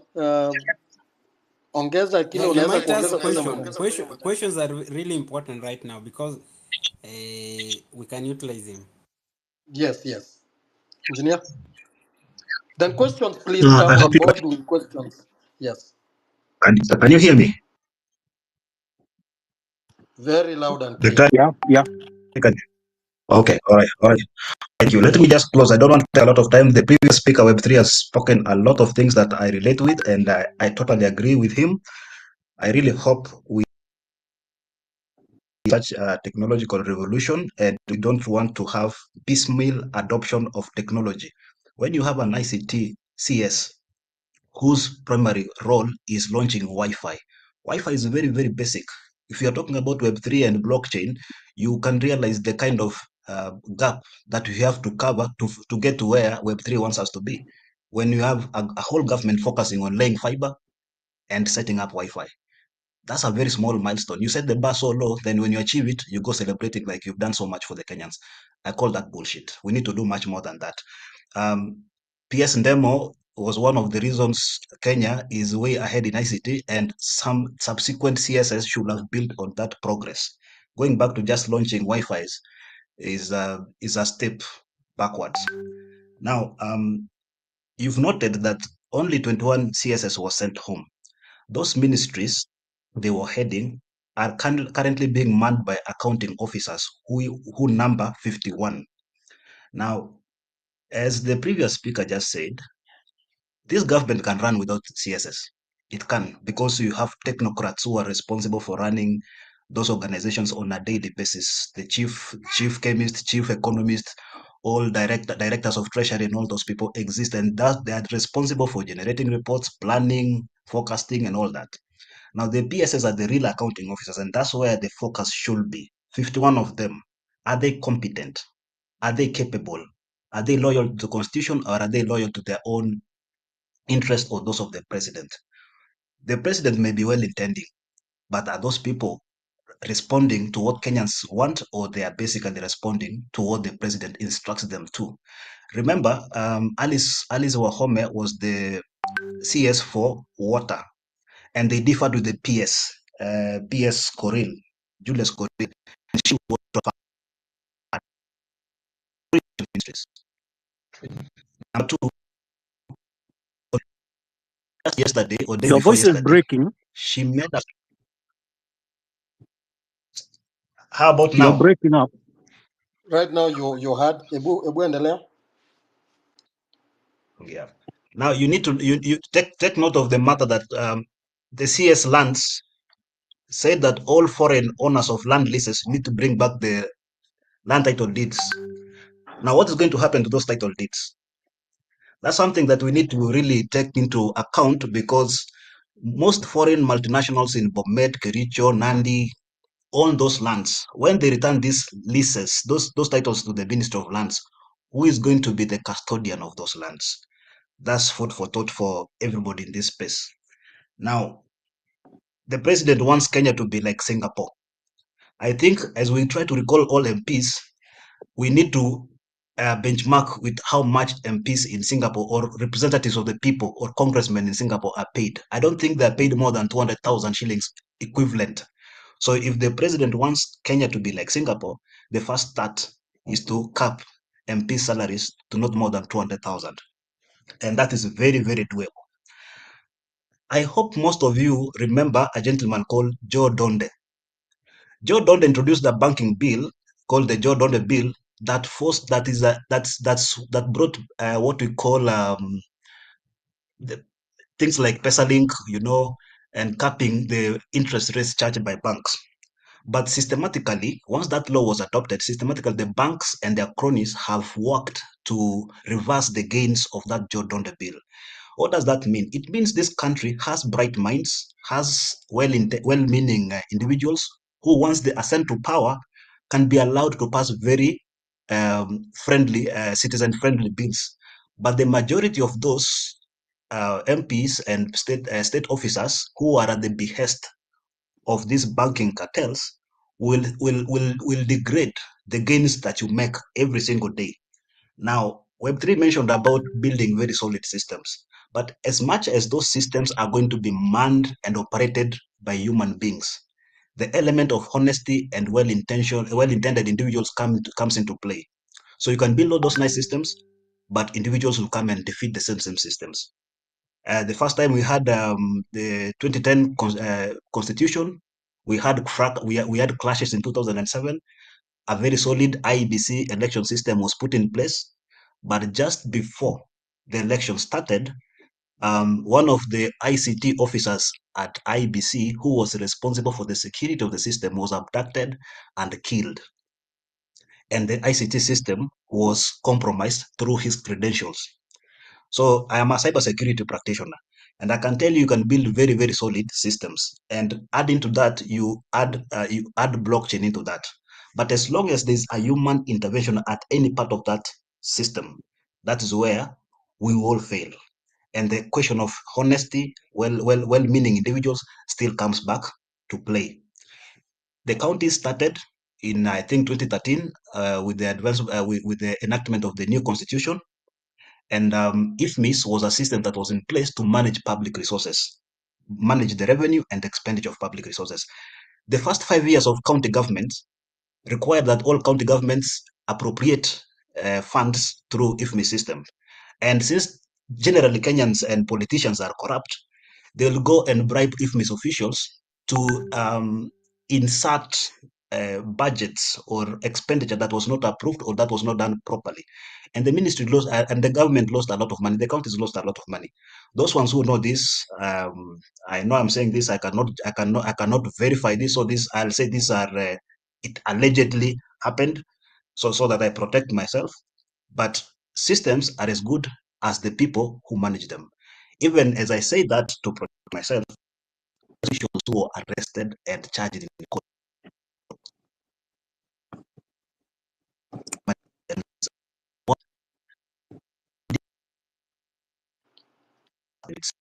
You are You can breaking up, check huh? the web and see. I think I really have bad internet. I hope it's changing. I just moved a bit. Any That's better? right. Yeah, you're good now. You're good. Okay, sorry about that. Let me close very quickly. Dr. Mbati asked me now, as a professional, what steps can we take so that we curtail this kind of menace that we have? First of all, the president has to be very honest. He has to appoint competent individuals into relevant dockets. You don't need to have the likes of Kipchumba Murkomen heading a critical docket like infrastructure and roads. Have an engineer there who, if he performs well, reward him. If he doesn't perform, sack him, charge him in a court of law, and bring back another engineer. Remember, the last 20 years, the last 20 years, we've had progress in good road construction because we had engineers in charge of those dockets. And even if they misbehaved and they were charged in a court of law, like Engineer Kamau and the rest, we still had good roads. Even if the likes of Itumbi call them biscuit roads, those roads were working.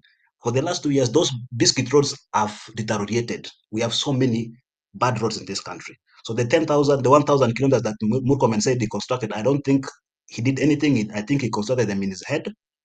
The point being, let experts be in charge of those dockets. You cannot have a lawyer as an auditor.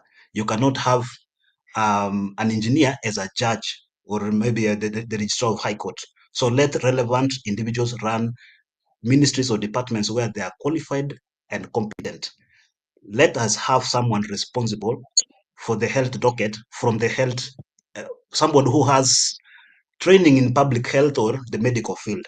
It makes perfect sense. If they fail, go get them out, get another one. Don't replace them with a farmer. That's the whole point. Now, once you appoint competent individuals in those dockets, allow them to work. Most of the parastatal heads, boards of these public agencies are appointed from State House. Names are forwarded for concurrence. If you see most of the directives, the communications from the head of public service, you see that appoint so and so and forward the names for concurrence. What is concurrence? Concurrence is a euphemism like nimekutumia mtu wangu mwekelee mahali fulani. Those are direct instructions. Let the president appoint people who are competent and allow them to work and hold them accountable. That's how we are going to have real progress in this country. Finally, in 2010, for those who were around when the constitution was being campaigned for by the yes and the no team, you know that every side of the campaign made a lot of effort to do civic education. They broke down the constitution into small relevant parts and then they circulated them to various places, churches, farmers, schools. In the same way, to have a competent and accountable government, building on this conversation, this space, and all the revolution that is happening across various platforms, let us have specific professionals in law, in medical, in engineering, in agriculture. Pick relevant items that need to be addressed by the government, and then we push that agenda very hard. If it is about the biodiversity or there's an act about these seeds, GMO seeds.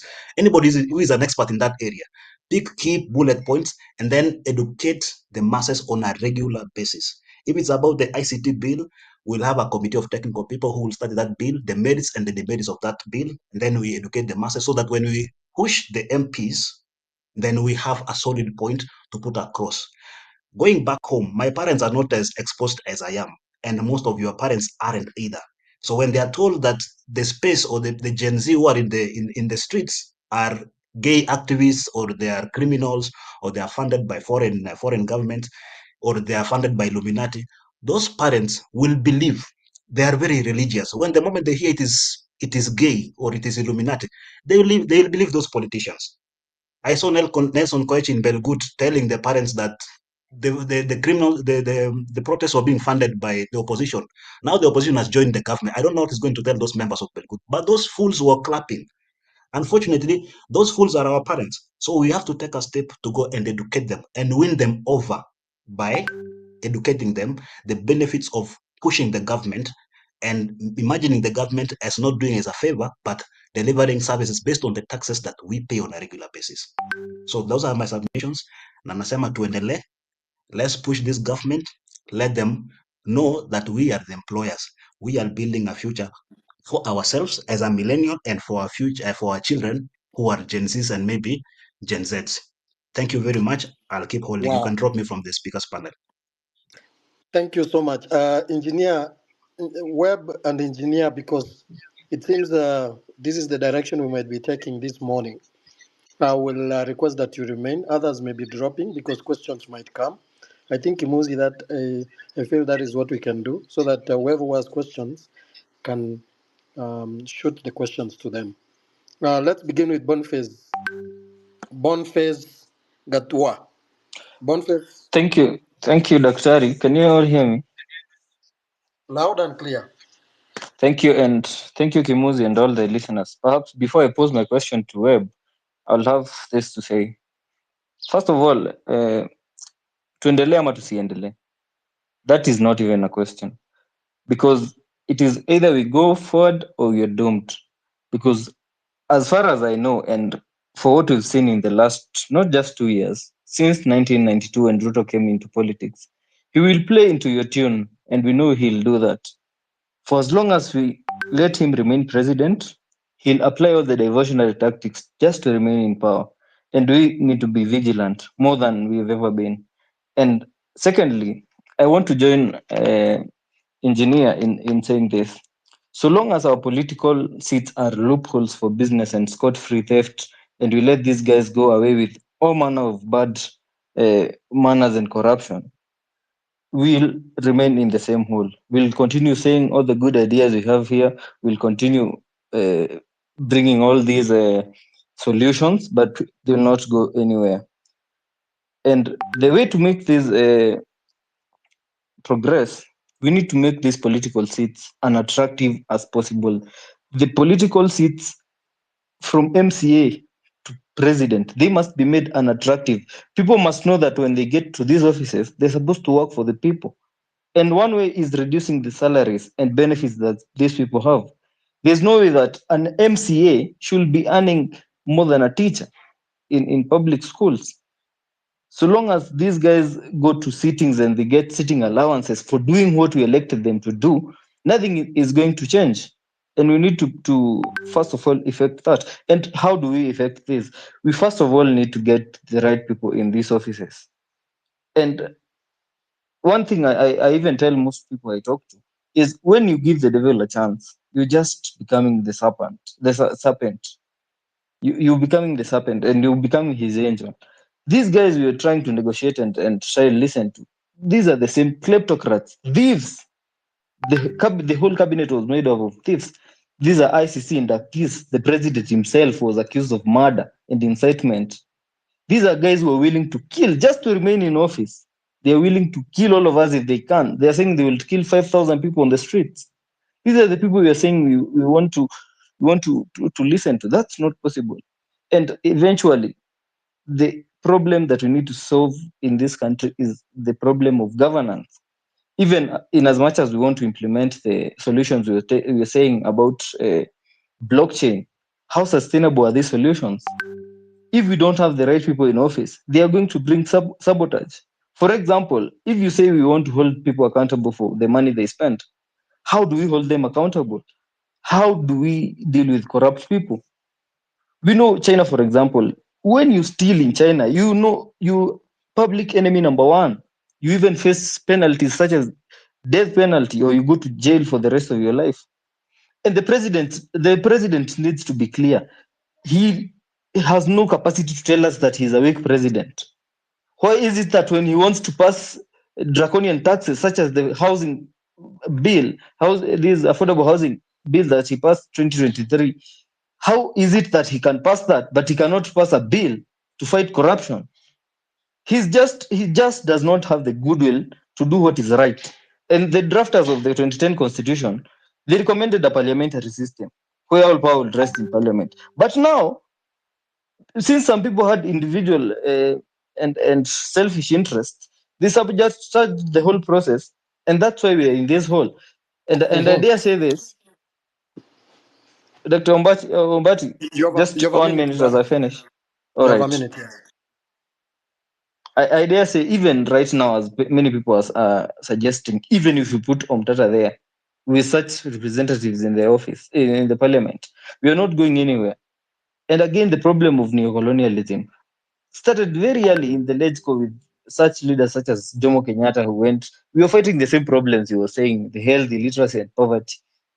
And the president right now is telling us about the AI revolution and digital revolution. We've not even industrialized our country. I'm an engineer myself, unemployed. I've never been employed. Let's settle and know the problem with Kenya is debt. Is not debt. It's not the revenue collection. It's the bad governance that we need to deal with. And the question I wanted to ask Webb and probably engineer was, how sustainable is this system that you are saying we are going to implement if we don't have the right people in leadership? Thank you for the opportunity, and I'll continue to listen. Thank you. Web and engineer, Yeah. please hold on Yeah. that. Okay. Don't respond to it. I'm bringing more questions, then you respond at once. Sam Okay. Chege, please come on board. Then Yes. we'll be followed by Jesse Watanga. Right. In that order.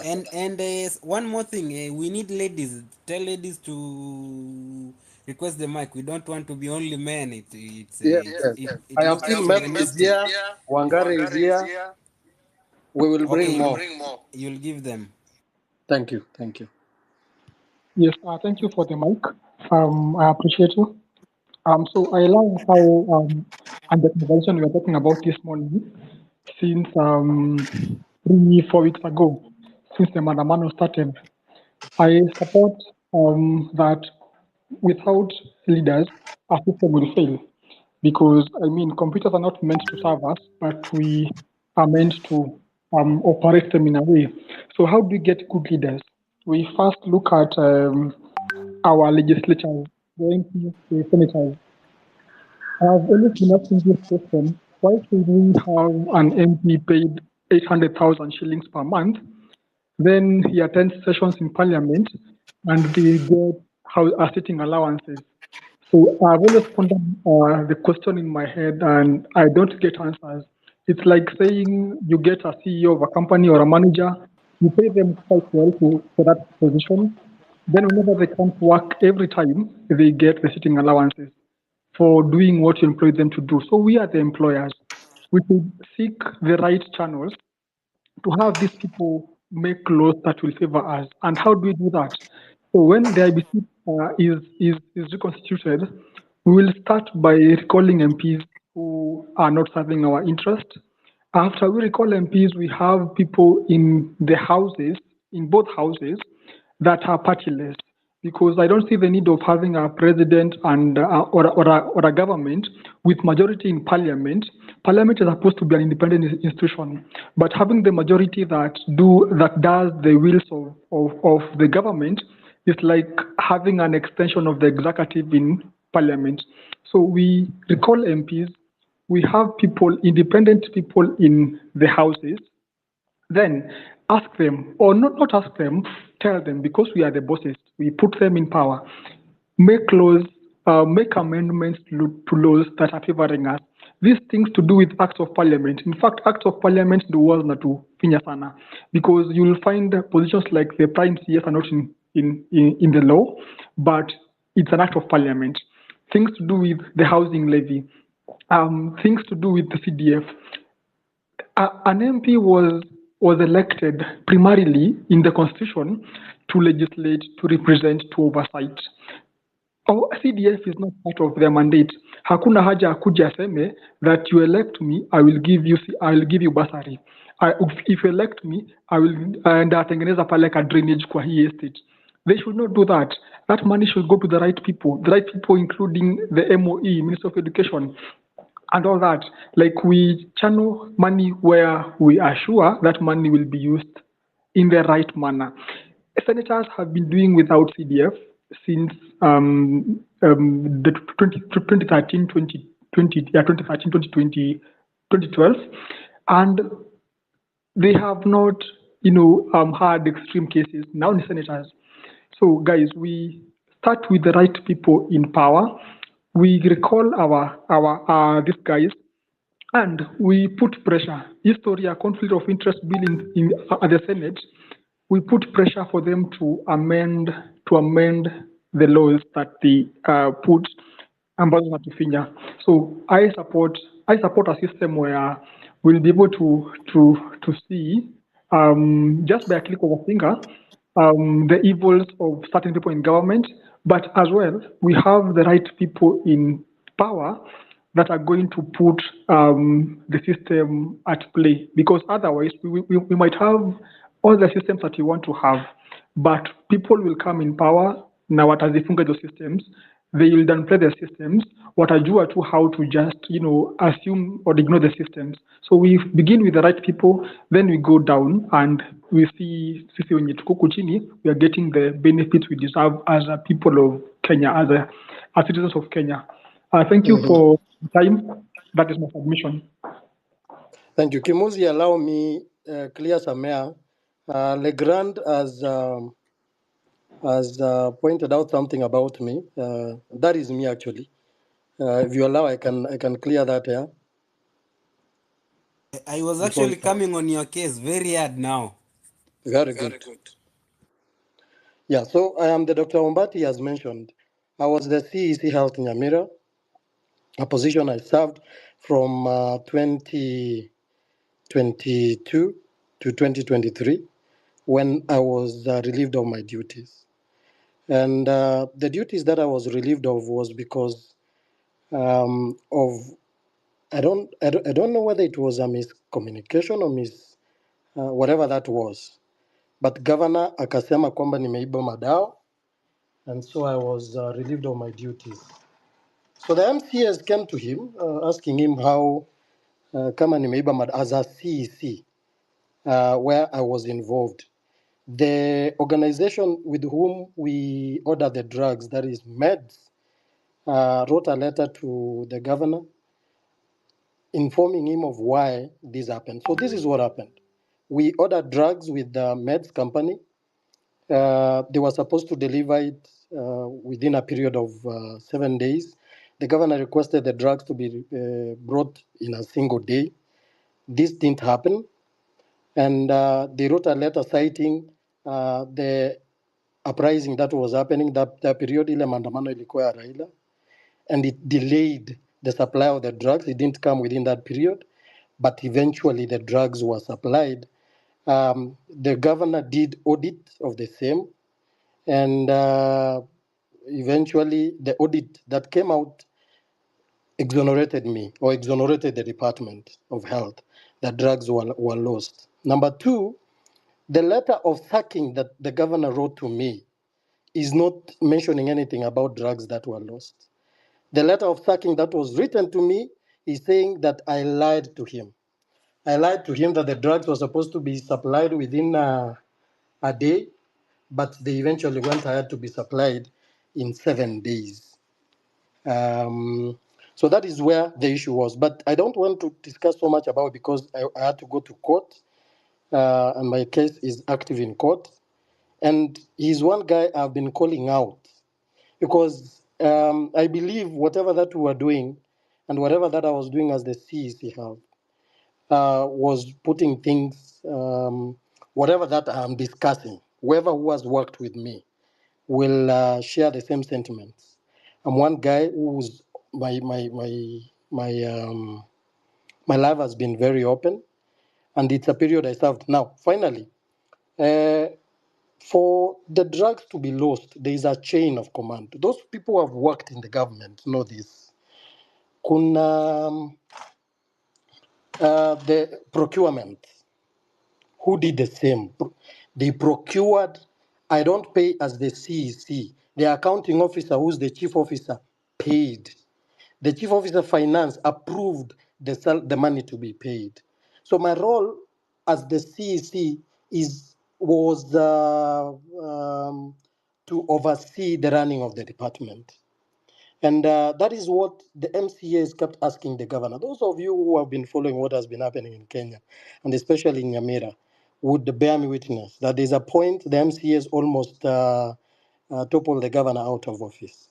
This happened because of my case. They were asking him tough questions. Why are you sacking Ombati and you are leaving the procurement officers, you are leaving the chief officers, you are leaving all these other people, the chain that was involved, that is involved in the procurement or in the supply of the drug. So hakuna dawa zilipotea.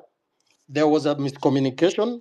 There was a delay in supply, and the letter of sacking, which of course it's a personal thing, but it's also something that can be shared. whoever who might want to know, or if people Yeah, may feel that that's where I wanted you to actually share, because what we know, integrity, what yes, defines a man is actually integrity, respect, honesty, trust, loyalty, and empathy and responsibility. So we, because I just pick to be fair and just, I pick randomly the speakers so that I can give everyone a chance to talk. And I just pick you randomly to co-host and speak, right? I didn't because you're I right. don't You're judge. right. Yeah, you remember, I don't judge. And to be fair, I don't want, because like granted DM me, I didn't see it, and he just told me about it. And to be fair, we have 7 speakers, and we don't know about your case. For me, I haven't ever been arrested. I don't have any court case, both home and here. I've never ever, like, I don't have any questionable trait or anything. And these other people, maybe they are like that, or I don't know. So maybe they Yeah, can take a I vote. agree with you, Kimuzi. Neither have I been arrested, but I have a case that is ongoing in court because I'm the one who took the governor to court. I'll share the letter here so that people can be aware of what is happening. Okay, if you share the letter, it will be really okay for I'm actually transparency. sharing it. I don't know how to share it, but I'll share it to you so that you can share it to the rest of the people. You just click the tweet, then share on the space. Oh, okay. All Okay, right, so we can go ahead. Mebs or Mebs can talk. Then Jesse has really raised his hand for a very long time. So it was just then Then let's Mabs let's wait. Sultana. Let's give Okay, Jesse the space. Jesse, then Mebs. Okay. Okay, thank you, Kimuzi, for this opportunity. And my issues are very simple, are concerning the county government. As you might well be aware, um, we had a report that Kimani Wamatangi has denied investors opportunity to invest, and I think this cuts across the whole country, especially in my home county, that is Sea County. We have to recognize Raila for his role in fighting for this, but they have started what they are doing right now. They want us to get off the streets, but I feel we have a very big problem, especially in Nyanza. So, what I'm doing towards this is I'm trying to mobilize youth, led by my president in KSL, that is Joshua Okau, that was abducted. So we want to mobilize youth, and if you are Gen Z and you're in Nairobi, because the cartels that are behind Raila Odinga and they are not working out. I saw Raila Odinga Jr. in the space. So please tell them there are legislators, especially in Nyanza, that have refused to work because they are hiding behind Raila. Although we respect Raila, but we also have to see development in Nyanza. Thank you very much for that opportunity. And thank you, Kimuzi. Thank you. Thank you. Mebs. Hello, everyone. Thank you, Kimuzi. Can everyone hear me? Yeah, loud and clear. Thank you. Okay. I'll just start by saying that I agree 100% with all the sentiments that have been raised before, with especially with Web 3.0, because I, for sure, I'm a Kenyan in Germany, and I enjoy the fruits of a functioning institution. Yeah. And also, I agree that even when I, as MEPS, works in finance and controlling, there is no way I would even ever dream of applying for a job. Let's even be selected to run anything in the health sector, for instance. So at the end of the day, Ruto should not lie to us. We need that everybody who will be given this CS's position in future, and the next panel that is going to select, should be competence, integrity, and should be the key, yeah, qualifications.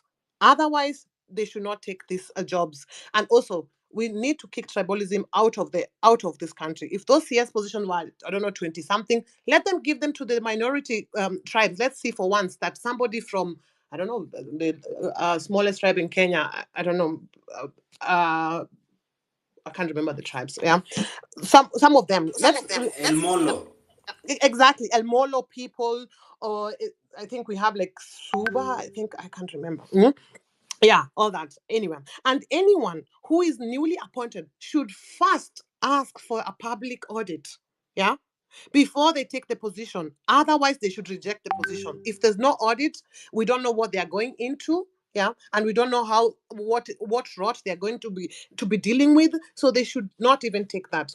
Kimuzi, back to your question here. Tuendelee ama tusiendelee? Of course we're endeleaing. Tunaendelea until we want to make Ruto serve as an example to every other person who will ask for a presidential bid in Kenya to know that this position, si ya kujoke tunayo.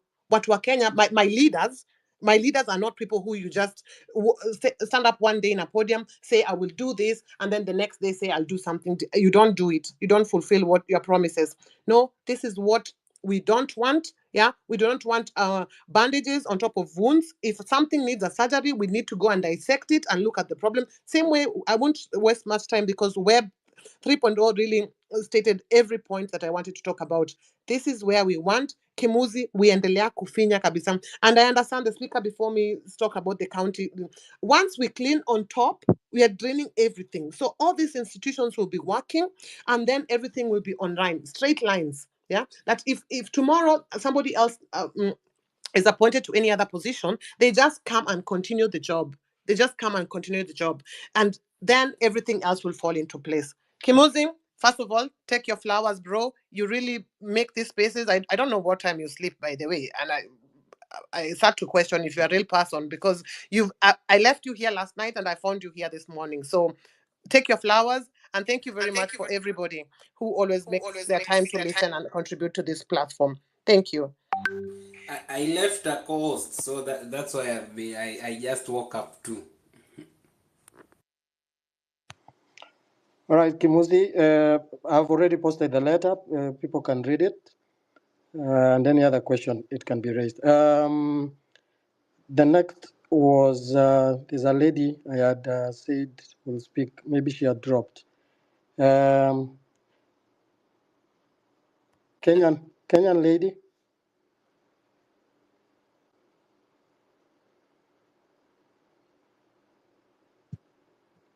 There is Kate. Okay.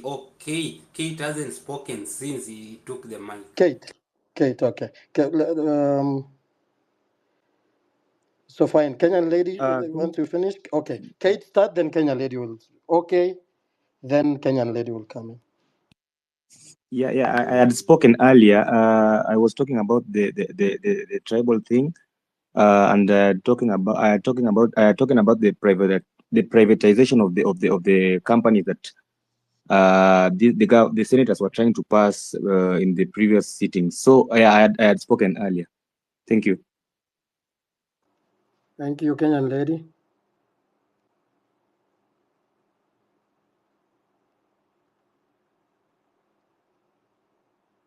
Caleb, please go on. Kialo.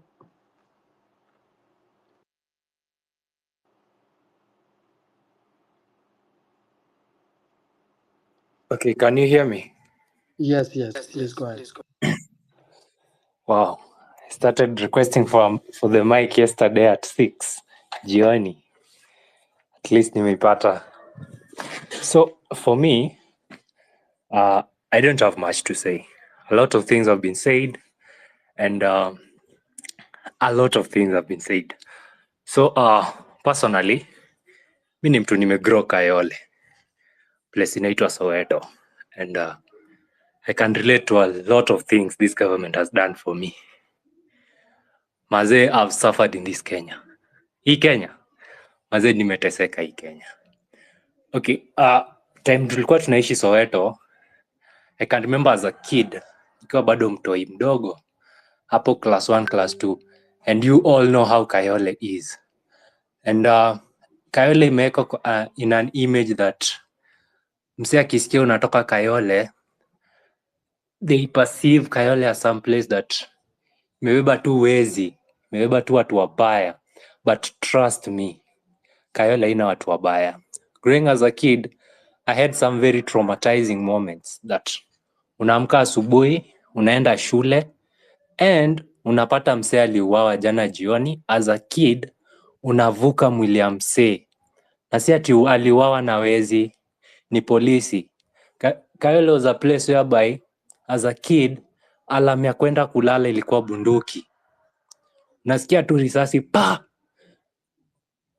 unajua tu it's time to sleep. Nakumbuka saa hizo uko kwa nyumba ya mabati, the so called silver apartments. So as a kid you know that you are not safe. Hizo bullets unaweza catch stray bullet anytime.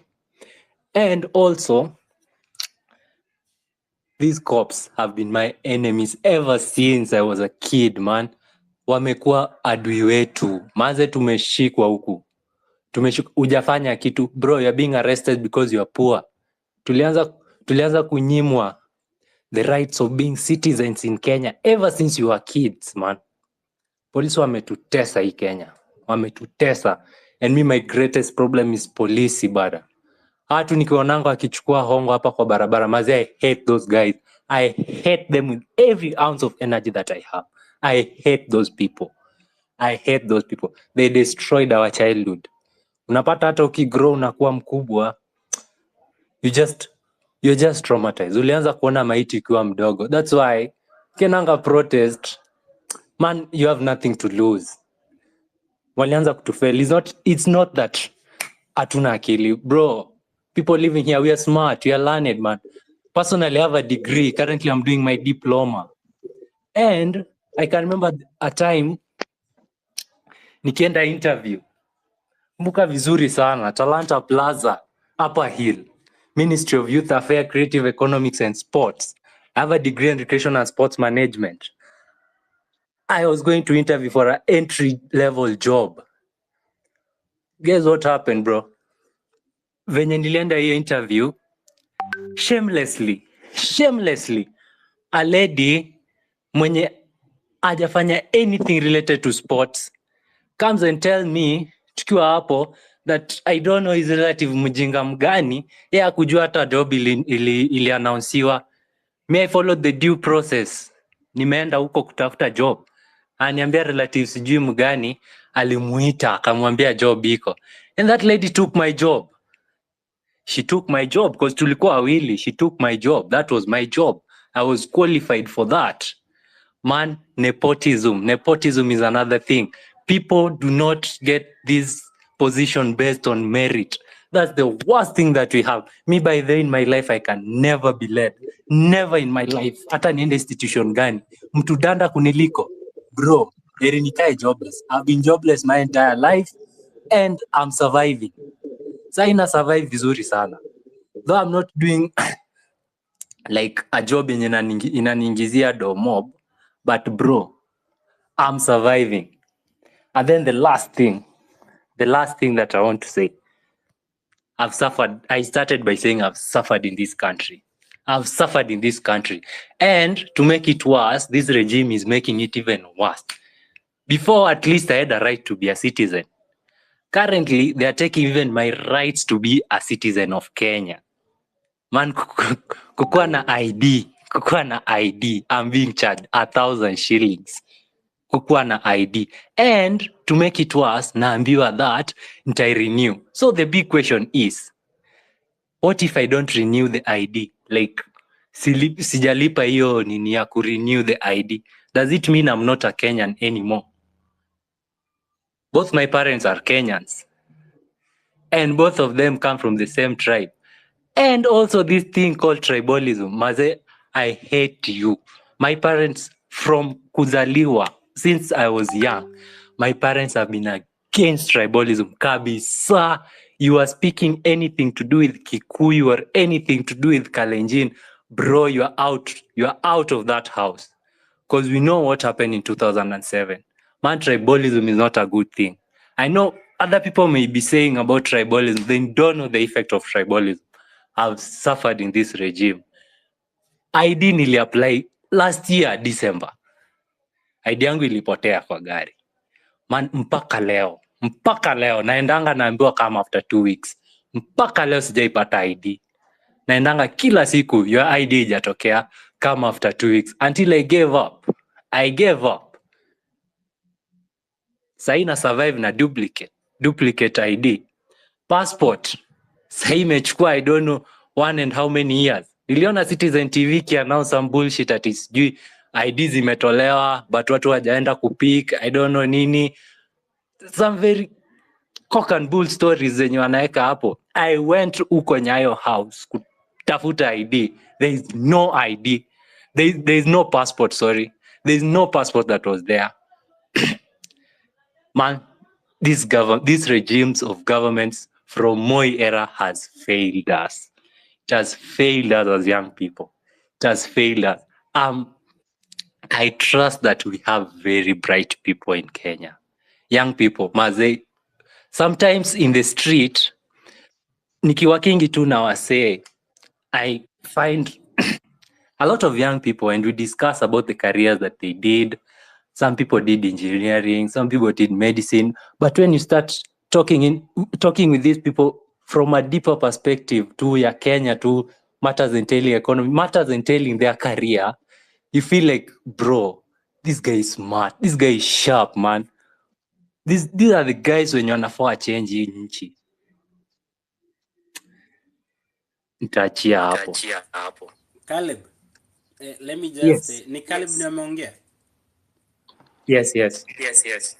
I just want to tell Caleb, sipendangi kwa motivational speaker or anything, but I'm sure things will change. It will change na itakuja in some way. Nilikam ku realize I'm not glorifying suffering or anything, but mse unapitianga such instances, then your life changes in a better trajectory. I don't know how to explain this, but ukikuja ku realize saizi watu wengi hapa, sijui watu wangapi wamelala njaa hapa. Mimi nimelala njaa mara kadhaa nikiishi Roysambu. I just want to encourage Caleb to keep moving. Asiseme I've suffered, because sometimes nilikuja ku realize ukisema hivyo inakuleta sana, so inakufunza hata usurvive in life. Nilikam ku realize saizi most people, tuseme kaa politicians saizi, kaa kina Murkomen au wenye walitolewa jana, wakienda to the jungle hawajui kusurvive. Sisi wenye tumesurvive without jobs, umefanya writing, umeenda mahali sijui kuna mahali unafaa kuandika report fulani, unaandikia mtu unasaidiwa, unapata do kiasi, umesurvive. Unaweza kaa hata siku 2 bila kudishi na unacheka. Umekaa campus, unakaa the whole morning haujakula breakfast, unalala ndio amkie ukule lunch uende class ya after. Umeata tu class. Sisi tuna hata class juu, una hata class kupenda, una hata class juu hauna namna, una get. So vitu change. Me personally, vile umesema tribalism is a killer. Sasa kuna wars hata ka tribalism. Eldoret, Uasin Gishu, Mandago akiwa governor, kulikuwa na intertribalism, like imeingia ndani. Sasa wanageuza like naweza mimi na Mnandi na Kipsigis tunaelewana, but I am a Keyo, sino Wakalenjin wote tunaelewana, but unapata jueni Mkeyo haupei kazi.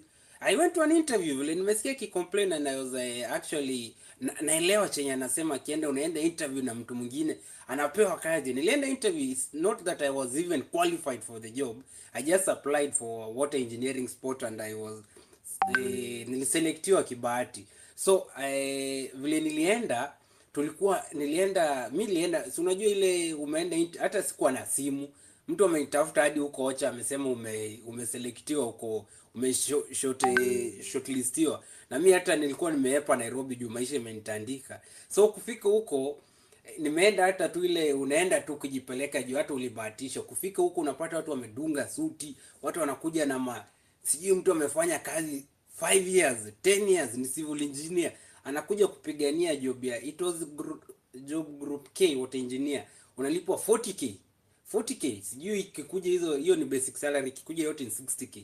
Watu wamekuja sijui ni, then kuna dem tu vile umesema dem fulani tu alikuja mwisho. We were actually 20 men shortlisted, 20 people shortlisted, and it was 12 men 8 ladies. I will never forget. Juu nilienda nikasema sasa hawa watu wanasema wametufanyia ni, tumeenda panel, tumegriliwa, wametugrill hadi mimi wameniuliza, nimekaa nje ya kutosoma for 3 years, tumeuliza hata maswali hata ukumbuki shule juu maisha imekutandika kwanza huko nje. So by the time unajaribu unaulizwa maswali hata uradi vitu nini endelea hapa. then mwisho actually I took that time, you nakumbuka nilikuwa kwa panel ya CCs na watu, I decided to talk about mental health na depression. Nikamwambia mchungange sana watoto wenyu, msione wakilewa mudhani wanalewa kupenda, wanalewa juu hawana namna. And that time nilikuwa nashindanga cake join, so ilikuwa every point unashinda cake join juu hauna life. But nilikam realize the more una self victimize, unajiself sabotage, itakudrainisha down. Unaona hata ukisota ukiwa huko chini, jipe hiyo kiburi, like kuwa arrogant kiasi, utaona utapanda juu bila wewe kujua. So after some time tukakaa hapa tu tuna maboy among those 20 interviews tulikuwa 12 men. None of the men alipata hiyo job. Trust me on this. Watu waliandika wives wao. Kumbe the wives walikuwa wamekuja watu wa county kuandikwa county. Wameandika wata engineer. Sasa what value does that person bring to the county? Like I was just flabbergasted. Hata mimi sikuwa nadai hiyo. Tuseme hiyo position singepata. Kuna msee wa Jiko hata niko sure labda hata kwa hii space ama ananisikiza. Huyu jamaa alikuja hata akanitafuta Twitter akasema tulikuwa na ile nini juu niliongelea. Akaniambia yani yeye alikuwa na kila kitu, ni civil engineer. Civil engineer unaweza fanya water engineering vizuri. Mimi nilifanya hata different course ya water engineering but ni biosystem. Lakini sasa alikuwa amefanya civil engineering. Like anafaa hata kuwa na kona experience. Yeye aliwekwa nje. Kuna msee alikuwa na first class sijui which engineering, but aliwekwa nje, but wakachukua madem. What value do those people add to the county? So chenye nimekam realize na hii county governments, national government, they self sabotage themselves, because unakuja kuangalia ka NIS iko na watu wa masonko wenye na wajinga. Angalia hao watu wangekuwa wamepea, if NIS ingekuwa fully functional, Ruto angejua kuna movement kai inatokelezea. Angalia vile walishikwa na surprise, because these people feed them lies. They don't know what they are doing. Wangepea mtu wa huko chini tu, tuseme saizi ka Caleb anatoka amesema Soweto, unajua vile vijana wanaishi Soweto, vile wanasukuma maisha, vile wanalewanga, vile wana complain about government. Tuseme ungepewa kazi ya NIS uko grao, niko sure ungekuwa umepeleka information huko juu, ambia watu huko chini by the vijana wanasafa na watakuja huku kuwageuzia serikali.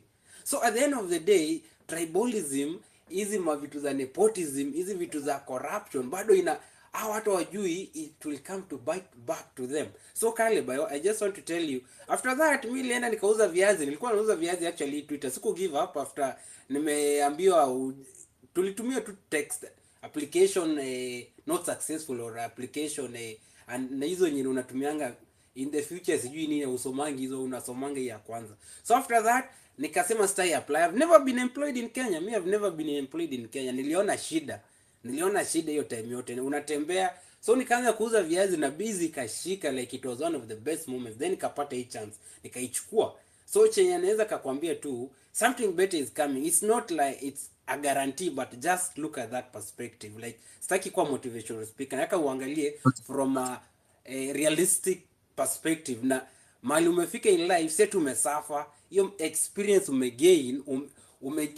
umegain kugonga maisha. Angalia mali mimi niko saizi hapa kwa wazungu. Wazungu kuna vitu mimi naonanga, kuna makazi labda hawezi fanya, mimi nacheka na smile naambia mimi huko ocha nimeingia kazi ya mahindi, mashela, sijui nimelima shamba solo, imesombwa na maji, like maisha kale. By then nilikuwa kayo nafanya kitu na nimeinvest 10,000 kwa nyanya, nilipost kwa TL zote, mvua ikanyesha ikasomba kazi yangu ya 3 months. Nimeenda sijui wapi, nimeoshwa kazi ya writing, nimeenda hadi Keno, nimeacha Roysambu, sina hata fare. But at the end of the day nilikam realize hii vitu ina play a role in your life, that you will come back and reflect and look at that.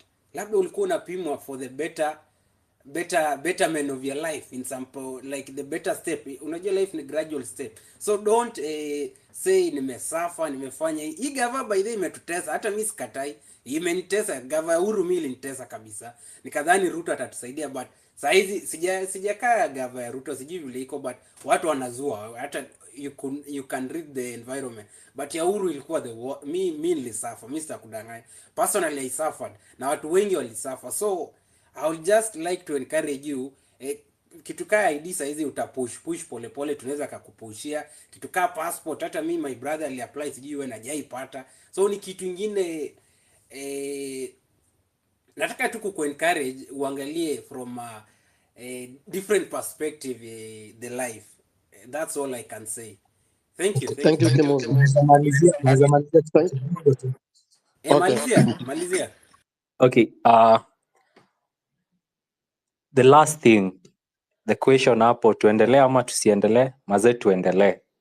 And just a parting shot too. As much as nasema we have suffered and everything, that one doesn't make sense. There's always a silver lining, and the silver lining is sahi, we have us, we have each other. Najua before you are going through a lot knowing that you are alone, but we have us, and we are the change that is coming. Walikuwa wasema we're the leaders of tomorrow. No, we are the leaders now. We are the leaders now. You can make a change anywhere you are. Anywhere you are, with any gadget you have, hiyo simu, we are the change. So tunaendelea. Thank you. Thank you so much, my brother. Kimuzi, Kimuzi, you've shared. Kenyan lady, you will speak after this. Kimuzi, you have spoken, and hiyo ndio story watu wamepitia. After, I had practiced as a medical doctor for less than 5 years, and because of my involvement na maneno ya siasa, that is how I think my governor identified me and the support I gave him. Then he elevated me to the position he gave me. I went back to the ground because I said, huyu jamaa ambaye amenisaidia na mimi nitamsaidia. So I went back to the ground and marshalling votes, and of course talking to the people about him, until of course the unfortunate happened. Ambayo, of course, Kimuzi, I think you've seen the letter, and the rest of the members. One thing I can say, today I am in America. I came to America in December. When I thought my life was gone, I had resigned as a medical doctor, I had taken a political position, and I was sacked. My name was tarnished. Actually, my governor called me to his office and wanted me to resign. And I knew the ramification of resigning ni kwamba I will now, it will be his word against mine. I cannot be able to stand before people and tell them that really I didn't do this thing. And I had to weigh the options and let him write a resignation, a sacking letter for me. Nimesakiwa, sina pesa, I have a family and all these things. Then America happened. How it happened, there are things you cannot be able to understand and explain. So my brother who has just spoken, in this life, there are way things change. So it's about dedication, consistency, and remaining resolute to what you think is right. Like I said, my life is an open book. Whoever who is from Nyamira, who is in this space, can attest to that. And it's a way of saying, and I've been one of those people who've been calling out the government. I supported Ruto. I supported him so much. I almost lost my job at some point because of him. And here we are, the same guy we supported is not doing what he promised us that he was going to do. And I've been one of those people who've been hating him very hard. So I want to call upon all of us to remain resolute with what we have decided to do. Tumesema kaende kaende. We've been supporting the match we have, and we'll continue supporting to make sure that whatever the youth of our country want to achieve. I was given the position as a youth. I was 35 years old as at that time when I was given that position. Yes, youth can be leaders, and they can do it in a very open way to become an example to other members. Kenyan lady, please, you can come on board and speak. Asante watu wangu. I don't know how you guys are faring today. Lakini, you know what? Let me tell you, it's just sometimes hata hujui useme nini, but there's something I want to tell the gentleman from Kayole. Okay, mimi ni mtu wa Dando. I think I've been in the same Kimunzi very many times. I think I've been on your channel, but some of you may know my story, some of you may not know. But mimi nimetoka Dandora. So first of all, I want to validate your feelings. I want to tell you what you're feeling. Feel validated. We want to acknowledge that first. And then the second thing I want to tell you is that what everybody is saying is that come out of that shell. You know, usikue victim. Kila wakati you are like, hey, nimesafa. Now start speaking positive towards that. Just know that we acknowledge that the almost 4,000 people here, we acknowledge it. We validate your feelings, but sasa ni wakati wa kutoka kwa hiyo shell. Okay, now start speaking positive to your suffering. And nakwambia, the positiveness, the positive thought, if you turn everything into the positive, nakwambia, everything will start turning around, because it's like you're preparing yourself, you're preparing your mind, you're preparing yourself for goodness, and anything that's not good cannot be accommodated with.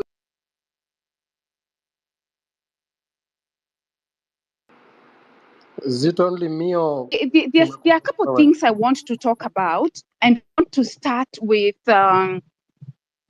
wengi wetu tumekuwa kwa hizi channels nyingi, nimekuwa kwa Kimuzi, nimekuwa all over, and I think we started this like what, like 3 months ago. Kenyan lady, kindly ujue nitakupea leo time kidogo. Nikaa nani hata course ndiye alikuweka juu tunapenda kupea watu wapya. Sorry? Nasema juu umekuanga there are people who have never spoken, and actually I really want everyone to just share something, you get. So leo nitakupea time kiasi. Okay, do you want me to come later after wameongea? No, just continue, just finish your point. Okay, so I'll be quick. So after sisi after being in many channels, I want to highlight that wengi wetu wenye tumekuwa, especially in what is it called, Miguna's channel, or whatever. I feel like every channel has its use, but the place that I have found the most education, the place that I found the solutions that we need for our country, are these other smaller channels, the ones that are not like hyped and whatnot. Kama leo hii maneno ya blockchain, those are the solutions that we want for our country. Okay, so that's the main thing I wanted to highlight, that the bigger channels, the channels that are they are what is it called, sensationalized. They are like targeting one thing, you know what I'm saying? Lakini solution oriented channels ndio hizi sasa tuna join odd hours, these ones that are going like 24/7. So I would encourage everybody to be joining those as well. Najua tunapigania sana, tunaenda kama kwa Miguna unapata ako na 120 people that are listening to him. I want to encourage everybody to also join really these offshoot channels that are not really sensationalized, and there's always a channel going on, so just keep joining them. Okay, so with that said, about there's somebody that spoke about open governance, and there's something that has been in my head the whole time, and I value that idea, and I am 100% I 100% am for it. I think it was Web 3.0. Now, can we use the same mechanism to actually have a depository? Because one thing, tunataka pesa zetu zirudi, si ndio? We really want our the money that have been looted. I am really especially keen on that. I want all this money to come back, to be returned. I want all these 200 million here, see how many. If you can see how much the cabinet has robbed us, your cabinet yenye imetolewa, if you aggregate every single one of them, how much money they have laundered from us, we need that money to come back. We need all that money back. So into this blockchain, is there a way that we can come up, we can hold these guys accountable, but then the way we need to hold them accountable is to make sure that we have the right documents. And I think I've suggested this before, is to have the right documents. But the problem is watu wanaogopa kuwashtaki. You see, like now the tide is changing. This is the time we need to tap on it. We start, I don't know what, like an anonymous depository of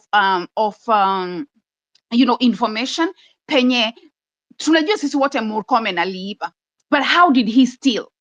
There's somebody in that ministry mwenye tajitokeza anonymously, has all the information where they can deposit that information. And then when we get all this information, we can get like the lawyers to go through it and and approve it or whatever. If you have been with Omtata, a lot of his information has been declined in court, and the reason being that mwenye anashtaki si alimpatia, he did not obtain those documents rightfully.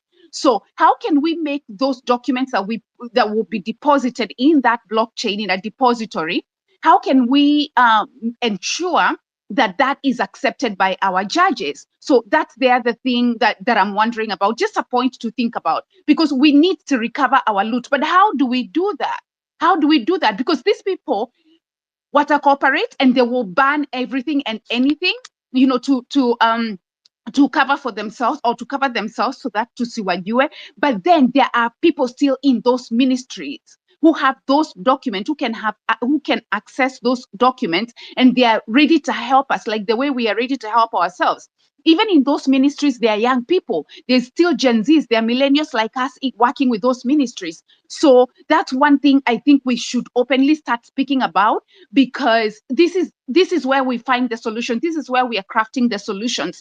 So even when we are saying Ruto must go, we want to recover our money, we want to recoup back the loot. How are we going to go about it? So I really love this blockchain idea. I don't know how we need to advance it from here, but we can continue to discuss about that. So can I go to my next point? Ama unataka kunikata Kimunzi? Sitaki kuchukua muda wa mtu mwingine. Nataka ukate juu nataka kupea Mohamed Hamed. Okay. It's okay. Let's hear from Mohamed. Then Kimuzi from Mohammed, we go to BN Malemo. After BN Malemo, we go to Eunice. Eunice Minor. So Mohammed, BN Malemo, Eunice Minor. Is it okay if I can address just one point she raised? Oh, this is who, Web? Yeah. Okay, you Mohammed. can address, then Mohammed can take over immediately. Yes. Okay, so on the issue of recovering assets, I've studied the global resources on asset recovery after theft. So we've lost really a lot of money to these guys. Recovering of assets, yes, a must.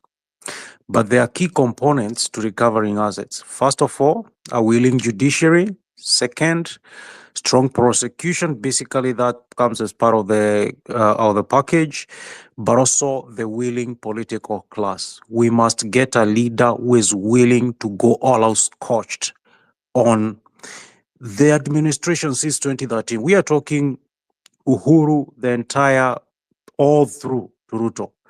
These are the people who have really dug us into pits of hell. So that's a must. But then, on the realistic side is that asset recovery yields less than 20% across the entire globe. The problem is one. After, let's say, Murkomen has stolen $1 billion, to launder that money, he has to pay people and lawyers who hold it in proxy, then proxy companies, shell companies from this country to this country before it comes then back to him as clean money that, he can say, oh, I did and this to generate this wealth. So that money, by the time is done cleaning, you are left with, at the best case, 70 to 80%. And at the worst case, if your costs of laundering money are high, you are left with 50%. And then there's the off case of trying to prove how you earn this well. So that's how it ends up recovering assets. It's a law of 20%, but we still need to make them feel that pain. So on that front, I would really like, if we can get investigative, not only journalists, but also there are people who are very good with investigations, who can do investigations to very high standard. There are people who are in the former government who could do very good investigations. If we can co-opt these people, their knowledge will be so useful because we have very smart Kenyans. And also we have something else I will empower everyone. This is like a Kenya Leaks equivalent where we have whistleblowers, basically a link where you can just like, or an email address, you can send all the documents you find around that proof corruption in your department. And then we can just be able to have those documents in the public. That's the second thing. So that when a willing administration comes along, we can go after all these people for the last 20 years, the crimes they have done. We shouldn't have sunsetting on these kinds of colossal crimes, because these are crimes that are denying people lives. People are dying not only of hunger, but of poor health, can't get access to treatment, and all these things that we can actually prove at the minimum. We can have charges of negligence against them. And since it's willing negligence, at least at the minimum, we can get some prosecution with the right administration. So it's going to be tough, but we need to get the first part in, where Ruto goes. But also the incoming administration has to have its work cut out, which is cleaning and ensuring we can deter corruption from those who have taken money before. The other one I want to address is something that was raised where the weak point is the humans. And I'm agreeing with that exactly. And that's why we cannot have a centralized system like servers in the government hands.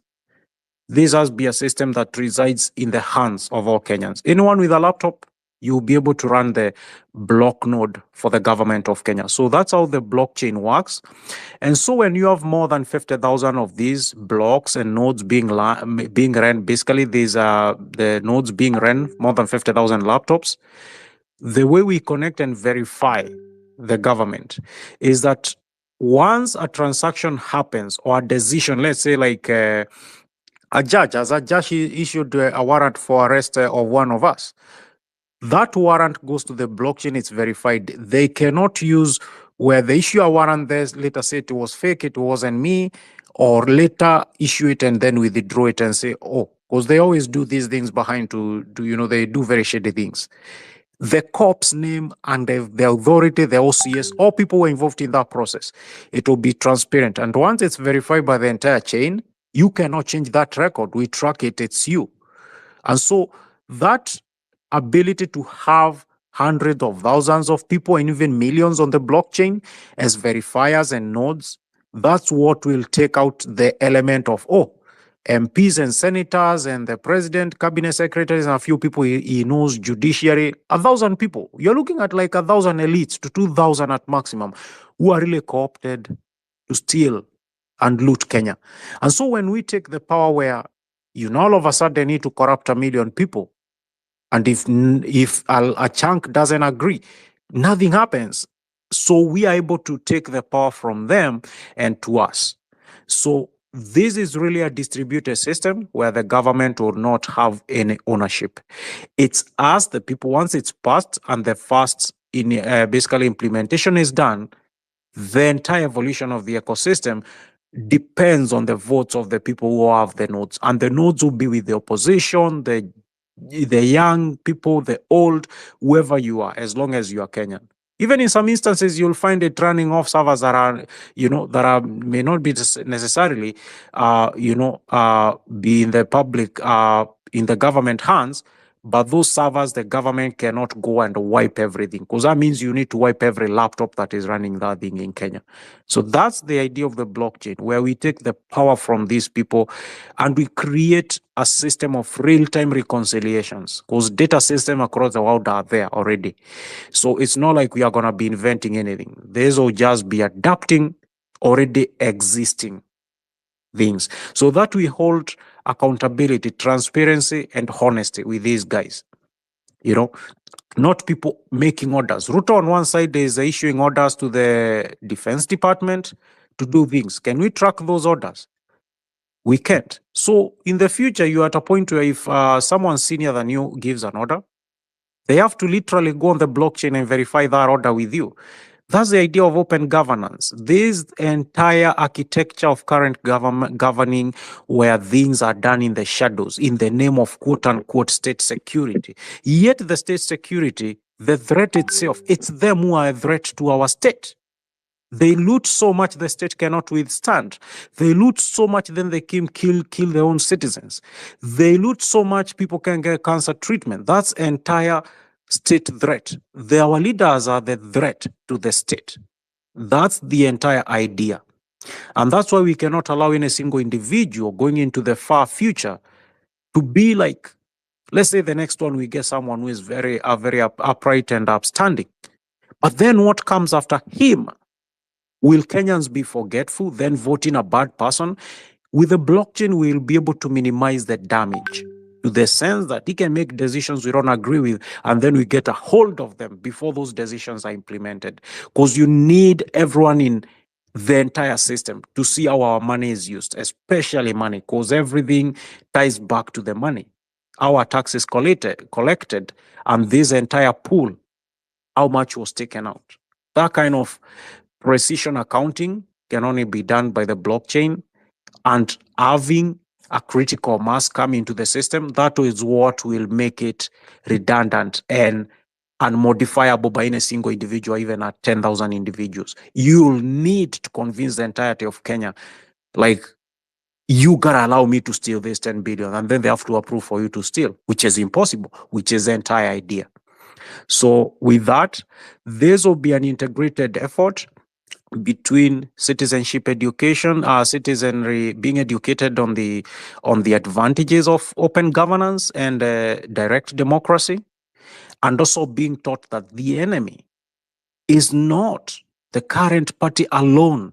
It's the entire structure of leadership that we have that has to be overhauled. And even though we are going to use the current structures of power to come in to implement this, it has to be modified, just like we did with the new constitution during Kibaki. Because believe me, this measure has to go to referendum. But the society has to be educated enough by the time we get there, everyone knows why it's the right thing to do and what the right thing to do is.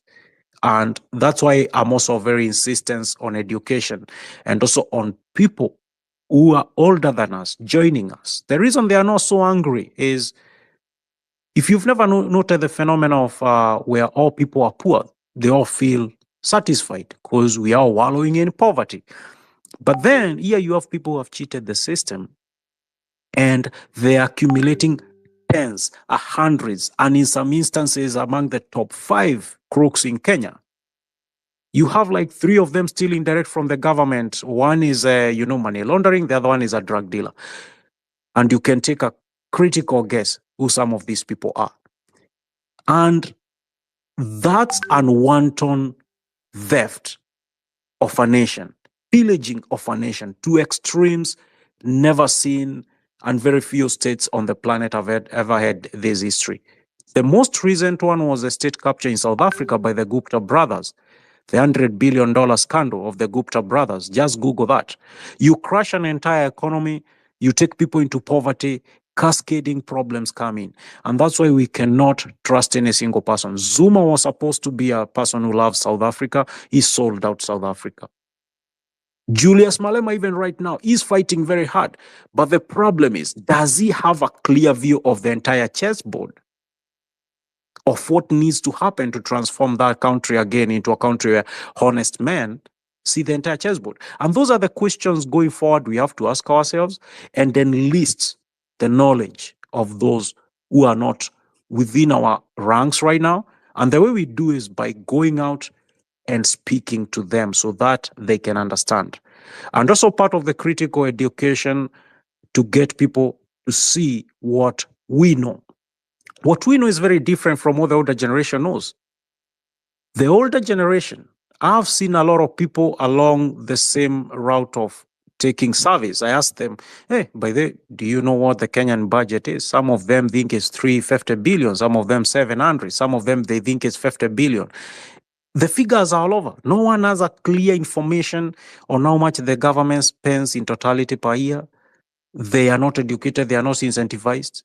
As the second thing, I'll never and I will emphasize this problem. Go within your circles of older people. Ask them, what makes up a billion? And you'll be shocked by the number of people who cannot tell you that 1,000 million is equals a billion. And people who cannot even fathom a trillion, what a trillion is. So when we are talking about changing a nation and we need enough motivation for people to be angry against leadership, first of all, you got to understand how much has been stolen. How much is this person stealing? When Ruto comes calling himself a hustler, how much is he worth? By the time he was campaigning, he was worth over 500 billion. Right now, Ruto is running estimates of between 1 trillion to 1.4 trillion net worth. Literally stealing the country to the ground. The same as Uhuru. And they pretend that burning a 40 acre ranch goes up in an acre goes up in flames. They say 40 million in damages. What is that in the sea of trillions that they've been pillaging the nation for decades? So education is really critical. Enlighten folks who do not understand these big figures, because we keep throwing big figures around. Most people deal in their hundreds in their day. And most people do not even go past 100,000 in a month. So most people, their brains cannot process what a billion is in totality or what a trillion is. So when we say the budget, we have a wastage of 2 billion or 3 billion per day, which comes out to 700 to 1 trillion to 1.1 trillion per year. You got to understand, put yourselves in the shoes of people who are never in that space and who are older than us. You got to really educate them to get them pissed off, to get them angry enough to join us. Because most of them may think we are just overreacting, but we are really concerned. And the concern is that the entire leadership structure is the enemy of Kenya. And so going forward, education has to be on how citizens take accountability of the government and those who are in power. That's all I have to add to that conversation. I have a quick question for you. Kimuzi, may I? Through the host? Yeah. I just need to clarify something real quick. So sasa unatuambia eti we can only recover 20% of the loot. Yeah, I mean we can try and recover that money, but recovery rarely goes beyond 20%.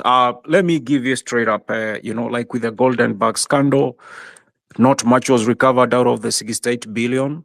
If you are to put 20%, that means we should have recovered 13 billion. It never happened. We didn't even recover, I think, even 1 billion. And now Kamlesh has moved on. He's coming Zimbabwe and Dubai investors. If you are able to watch that documentary on Al Jazeera, that's where he went. Let's come to the Anglo-Leasing scandal, 9 billion. We should have recovered, for us to equate to 20%, we should have recovered 1.8 billion. We didn't even recover 500 million. So the recovery rates for all Kenyan scandals is less than 5%. I'm sorry. 20% is the upper limit of what we'll be able to recover. So the question is, as we strap in to be able to handle the calamity that will be handed over to us, how best do we go about recovering or salvaging whatever we'll have? Because this will be a salvage operation. Let's not fool ourselves. And the second thing is, how do we go about preventing that kind of colossal calamity that has happened to Kenya from never happening again? The thoughts must be on that. Because as soon as money has been stolen, recovering it, tracking the entire chain, especially when you don't have a trackable and immutable system.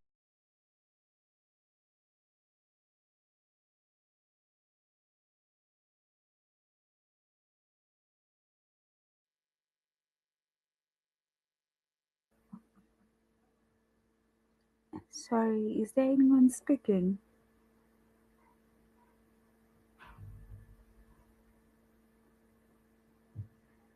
You can go on. Oh, okay.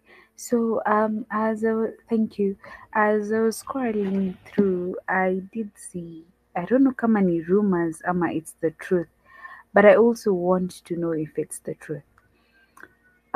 So there's this, kuna hizi threads zimekuwa zikiendelea that as much as these guys have been fired, they've been paid their salaries ya mpaka 2027. So I want to know, is this really true ama ni just social media stuff? Because again, if this is true, then what is the point of actually firing them kama bado you still paying them?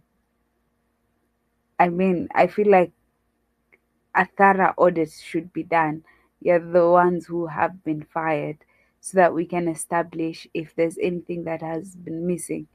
Because if it's not done, then we've not done anything at all. We've just removed some people and then we're going to replace them with others. When you appear, maybe they'll pick up from where the other ones left, and that's what we don't want. So this system that we're saying that we want to establish, we should also come up with what type of systems do we actually want, and yet what suggestions do we have as systems such that the government can actually pick up.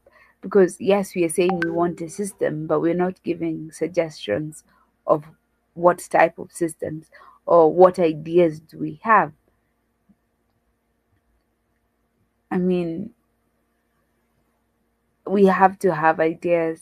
And if history ya kulipwa, I just need clarification on that as well, please. That was all for me. Thank you, guys. Can I speak, Muzi? Yeah, and Dr. Ombati, you can take over for now for a little, for maybe 1 hour, because there's something I'm doing. You can give the Yes. mic to people and remove them. Thank you so much, Kimuzi. And to the members here, thank you so much for joining the space. Swali kuu tunauliza ni tuendelee ama tusiendelee. Of course, issues have been raised, including what our previous speaker has said, of huyu jamaa kutucheza, where he has done one part, the other part ni kwamba hao watu waende nyumbani wakiwa na kakitu. So we want to know whether it's true. Let's keep on with the conversation, and I know we will get people who will give us more information. Gen Z King, you wanted to go next. From Gen Z King, we shall move to Sparks, then Engineer AM to follow, in that order. Thank you. Okay, thank you, Dr. and Kimuzi, for the chance to speak. Me, I just want to say, hii topic ya leo tuendelee ama tusiendelee. Mi nasema tuendelee, because what happened yesterday is just one of our irreducible minimums, demands zenye tulikuwa tumesema. You remember, there are other demands zenye hazijakuwa settled. Like for example, we said the IG Koome must resign. You have not resigned until now. Number 2, we said that he place yenye Ruto introduce to apply for a new ID. 500 ndio ukuwe na new ID, something which has been for free for so many years. Atoe, bado hajatoa. Bado tulikuwa tumesema akifanya hizo zote, a dissolve parliament which has become a puppet of executive contrary to the law. Akidissolve na yeye resign. He must do the honorable thing, a resign, because ameweka hii country kwa mess, ameshindwa kupeleka hii nchi mbele, a resign atoke. So mi naona Tuesday tuko on the ground, maandamano inaendelea kama kawaida on Tuesday. Mi nataka encourage tusichoke. Hii ku dissolve cabinet hakuna venye itatusaidia sana. Sioni kama tumewin. Mi nataka atoke and then a fresh election inaweza kuwa. And then nikimalizia, kuna huyu lady ameuliza atia watu watakuwa kilipwa until 2027. Sioni kama watakuwa wakilipwa because they are fired. Everything stops there. Hata magari zenye wako nazo wanafaa kurudisha saa hii.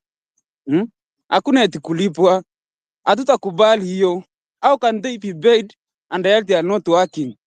Hiyo sioni kama hiyo ni ukweli. Hiyo ni just propaganda. Lastly, nataka kusema hivi. Kuna mchezo yenye Ruto ameanza yenye anataka kutudistract from our attention. Amesponsor hii motion parliament kuimpeach deputy president ndio aanze kutu distract, tuanze kuengage in some partisan politics. Na nataka kuencourage young people wasiende hapo. Yeah? Sisi tu focus until atoke hapo. Hata kama hatatoka, tumpush afanye vitu mzuri tukingoja for 2027. You remember 2027 Mhm. itakuja. Thank you Kimuzi for the chance. Thank you so much. And I will request that once you've spoken, you can kindly drop the mic so that we can bring on uh, other people to speak. Maybe a small clarification. Uh, in Kenya, one thing I've learned, anything is possible. So tusifikirie kwamba whatever one of us has mentioned might not be the truth, because the payment inaweza kuwa inafanywa upfront, so unapewa pesa yako ukitoka. I mean, so we want to treat it as a rumor, but at the same time we want to treat it with the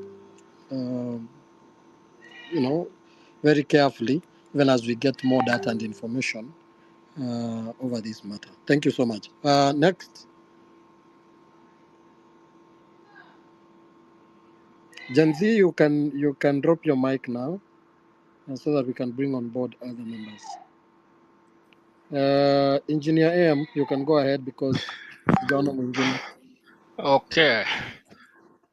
Thank you so much for this opportunity. I've been waiting actually for a little bit of a time here, and maybe I can jump in to give my understanding from what has been brought on the table right now about the payments for the fired CSs. So I think as per the agreement, if you read about the CS Act, it's not a payment to 2027. They get actually, it's like a severity package or separation package in the right terms, we can call it. Actually, that's what is called, of 30%, which is based on the total number of years they have been in the office. So for instance, they have been in the office for roughly a year. That's, I think, 20 months. So a year and some months. So 1 year out of their total amount they have been getting each month, you multiply by the total months in a year, and then 30% of that. That's what they get take home with them. So if they went 2 years, then they will get that. So having said that, there is also maybe more clarification coming about on the same. So I don't have much information, but that's what I understand based on the law or what's available. So what I want to talk, actually, I want to be very brief and straight to the point. I have two very important points here. One is about the focus, our main focus. I think we are easily distracted, and I can allow me to use the word, we are becoming more of a bubble, like we are kind of shaken a little bit, and we start jumping that we have achieved this, now we can celebrate. The main focus was that Ruto must go. Whether he fires the CS, whether he does what, that is part of him going, he should follow them. That's what we are here for, because whether he fires them, I don't think we need him even to appoint anybody else. The way he did fire them, he should also do the honorable thing and resign, dissolve the parliament, so that we go have a fresh election. That should be our main focus. We should not be talking about who we should elect or at this moment. We should go straight to the point that what we had is the minimum, the bare minimum is that you go home. You failed us, you failed the Kenyans, and now it's your time, leave the office. Having said that, I want to touch something. Actually, we need to do something we call house cleaning, please. You see, when you champion for something, you need to be in the forefront, showing others what you can do and how it is done. And allow me, I think Kimuzi, if you can hear me, this one I need you to understand, or maybe to take it so seriously and consider it every time you hold a space, or you are the host or the admin. You make sure you are taking care of this, because I realized that we are kind of, our transparency and accountability in terms of bringing in people in this space. I've been in the space for sure for like many of them, but I've witnessed a system.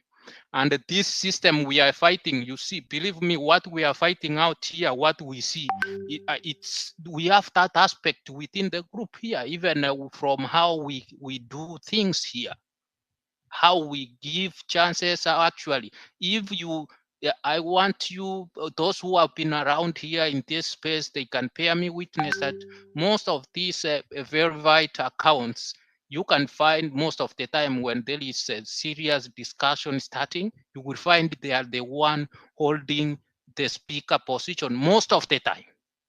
And let's call ourselves to order. Let's mix this group. Even if somebody has one follower, even if somebody created a new account and is joining the space, please, let's consider that is our own. That shows how transparent Let and me just accountable we interject are. you. Let me just interject you because I always encourage small wigs to enter my. If you see Emmanuel has 19 followers. My space always I balance like all of them, and I always talk about it. I'm just passing the information because I've been in several space here and I've seen this coming all the time. And what I've realized, most of these people who has less follower, they are given the last priority towards the end when they have waited for so long. Please, let's So, be considerate. engineer, Yes. we want to thank you. That's a point which has been taken in very well. Mm-hmm. The only thing I would Yes. like you to now put your emphasis on, what is the way forward? And I'm going to give you 2 minutes so that we give more other people to talk, please. Yes, please. I will actually pray that be considered and stressed strongly in the next or coming time. Then the last thing I will say, probably to close from my side, is that the focus. You can hear me, right? Yeah, you're very clear. Okay. So the last thing I will say is about let's not lose focus, please. As much as you see, when we go to war, there is always we push the enemy step by step until we capture the whole boundary we wanted. Now we cannot start celebrating or taking like just when we move a step and say, oh, we have taken these 3-4 steps and now we have won. No, the enemy probably is just re-energizing and re-strategizing to attack us back. So let's focus and be prepared and keep on pushing. Thank you. Thank you, engineer. Thank you so much for the points that you've raised. And the main issue that I've picked from your discussion is focus. One issue that, as Kenyans generally, we are known for is once an event has gone by, we tend to forget very fast. But I want to thank the movement that has become of Kenya lately, that we have kept moving, even when people thought that we are going to forget about it. Even the CSs who have been who were sacked, or were they relieved of their duties yesterday. At some point, I know they must have felt like this was a passing wind. But see where we are. It's because of the consistency that we're here today. So thank you. Thank you, brother. You can drop the mic so that we can also bring in somebody else to speak. I'm going to request, I'll give you, the numbers in which you're going to speak. I'll begin with Gen Z activists. Uliongea kweli? You're following? Right. Huyu ni kama ameweka mezima mic kidogo. Then Abu Bakrin, unanipata?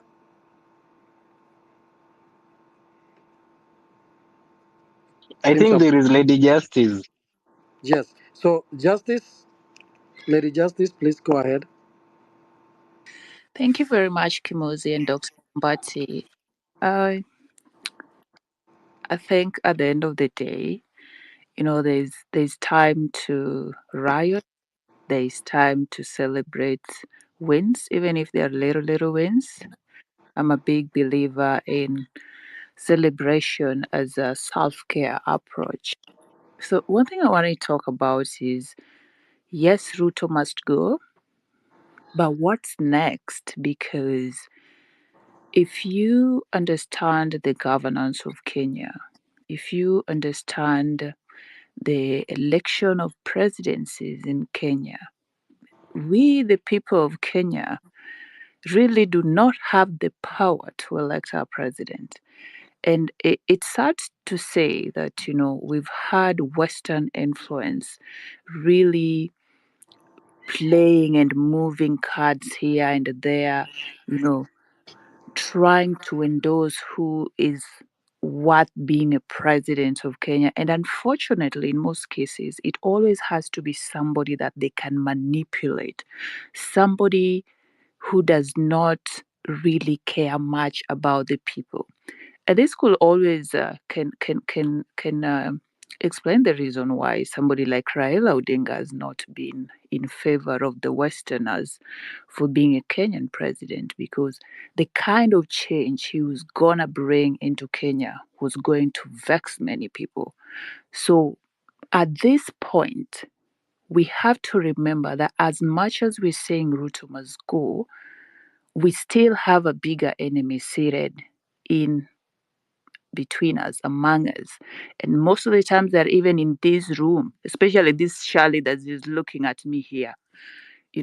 They're listening to what we're saying. They're trying to imagine what our next steps are going to be. So at our biggest agenda in recreating the positive governance that we want, we have to think about what are we going to do with neocolonialism? Because it's not by default that every time we go into the elections, you see that candidates are being interviewed at Chatham House in the United Kingdom. Majority of us, we see those in news and we're like, oh, what's going on? That's the place where they decide who is going. That's the place where they anoint. And can you imagine, like, we are a free nation and somebody else, a foreigner, is coming in to anoint somebody in our midst to be our leader simply because this is somebody they can control, they can manipulate. So we will have greater leaders here. Let's say tomorrow we even say, acha Kimuzi achukue hiyo kiti. Kimuzi will get in there with good intention. Anaingia pale, anapata ndio hao wazungu wamekaa hapo. They will have their demands. They want to cripple the nation. They do everything possible to ensure that we remain a country that is dependent on their aid, a country that looks up to them, a country that cannot do anything without them. But I do not believe that's who we are. We are better and we can do better.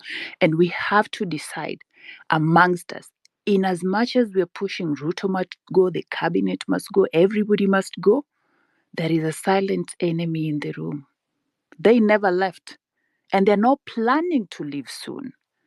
This financial bill is a proof that they were not planning to move out soon.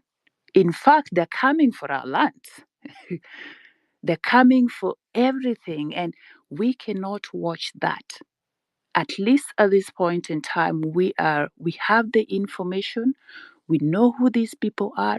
We know what their interests are in this country, and we have to fight it tooth and nail until we become a free nation. Because right now, we are not free.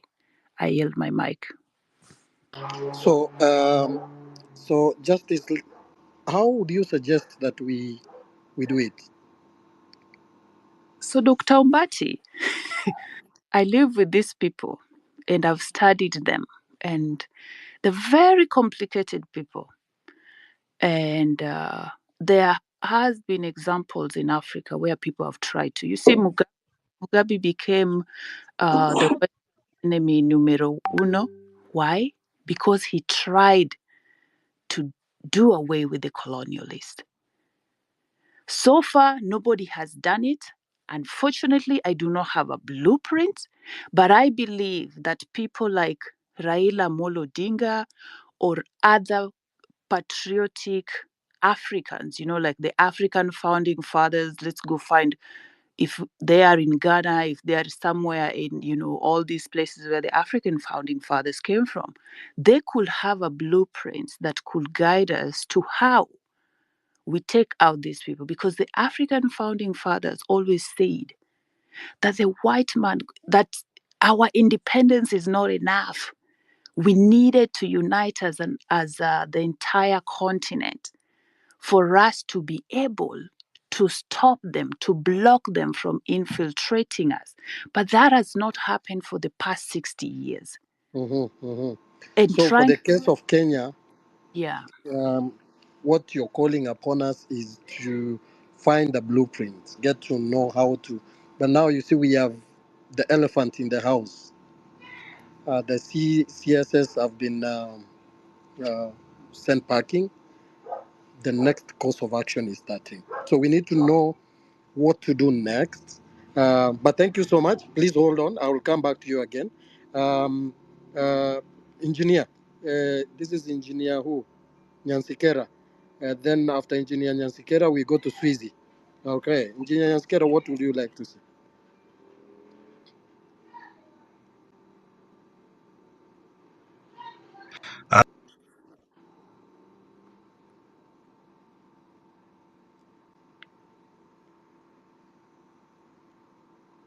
Engineer Nyansikera, you are muted.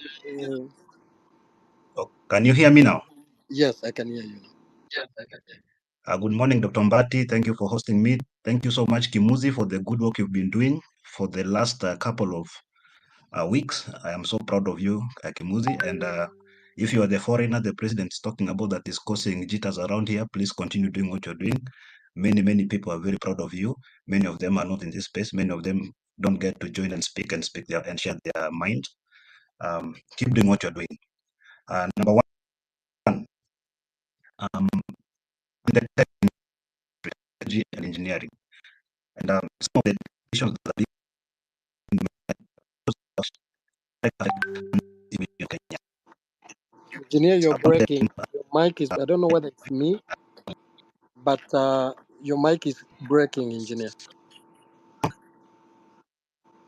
yes, he's Hear terribly me now. breaking. Yes. Hear me now. Engineer, can you please drop then your Okay. request? I will bring you back. Okay. Right. Swizi, please come on board.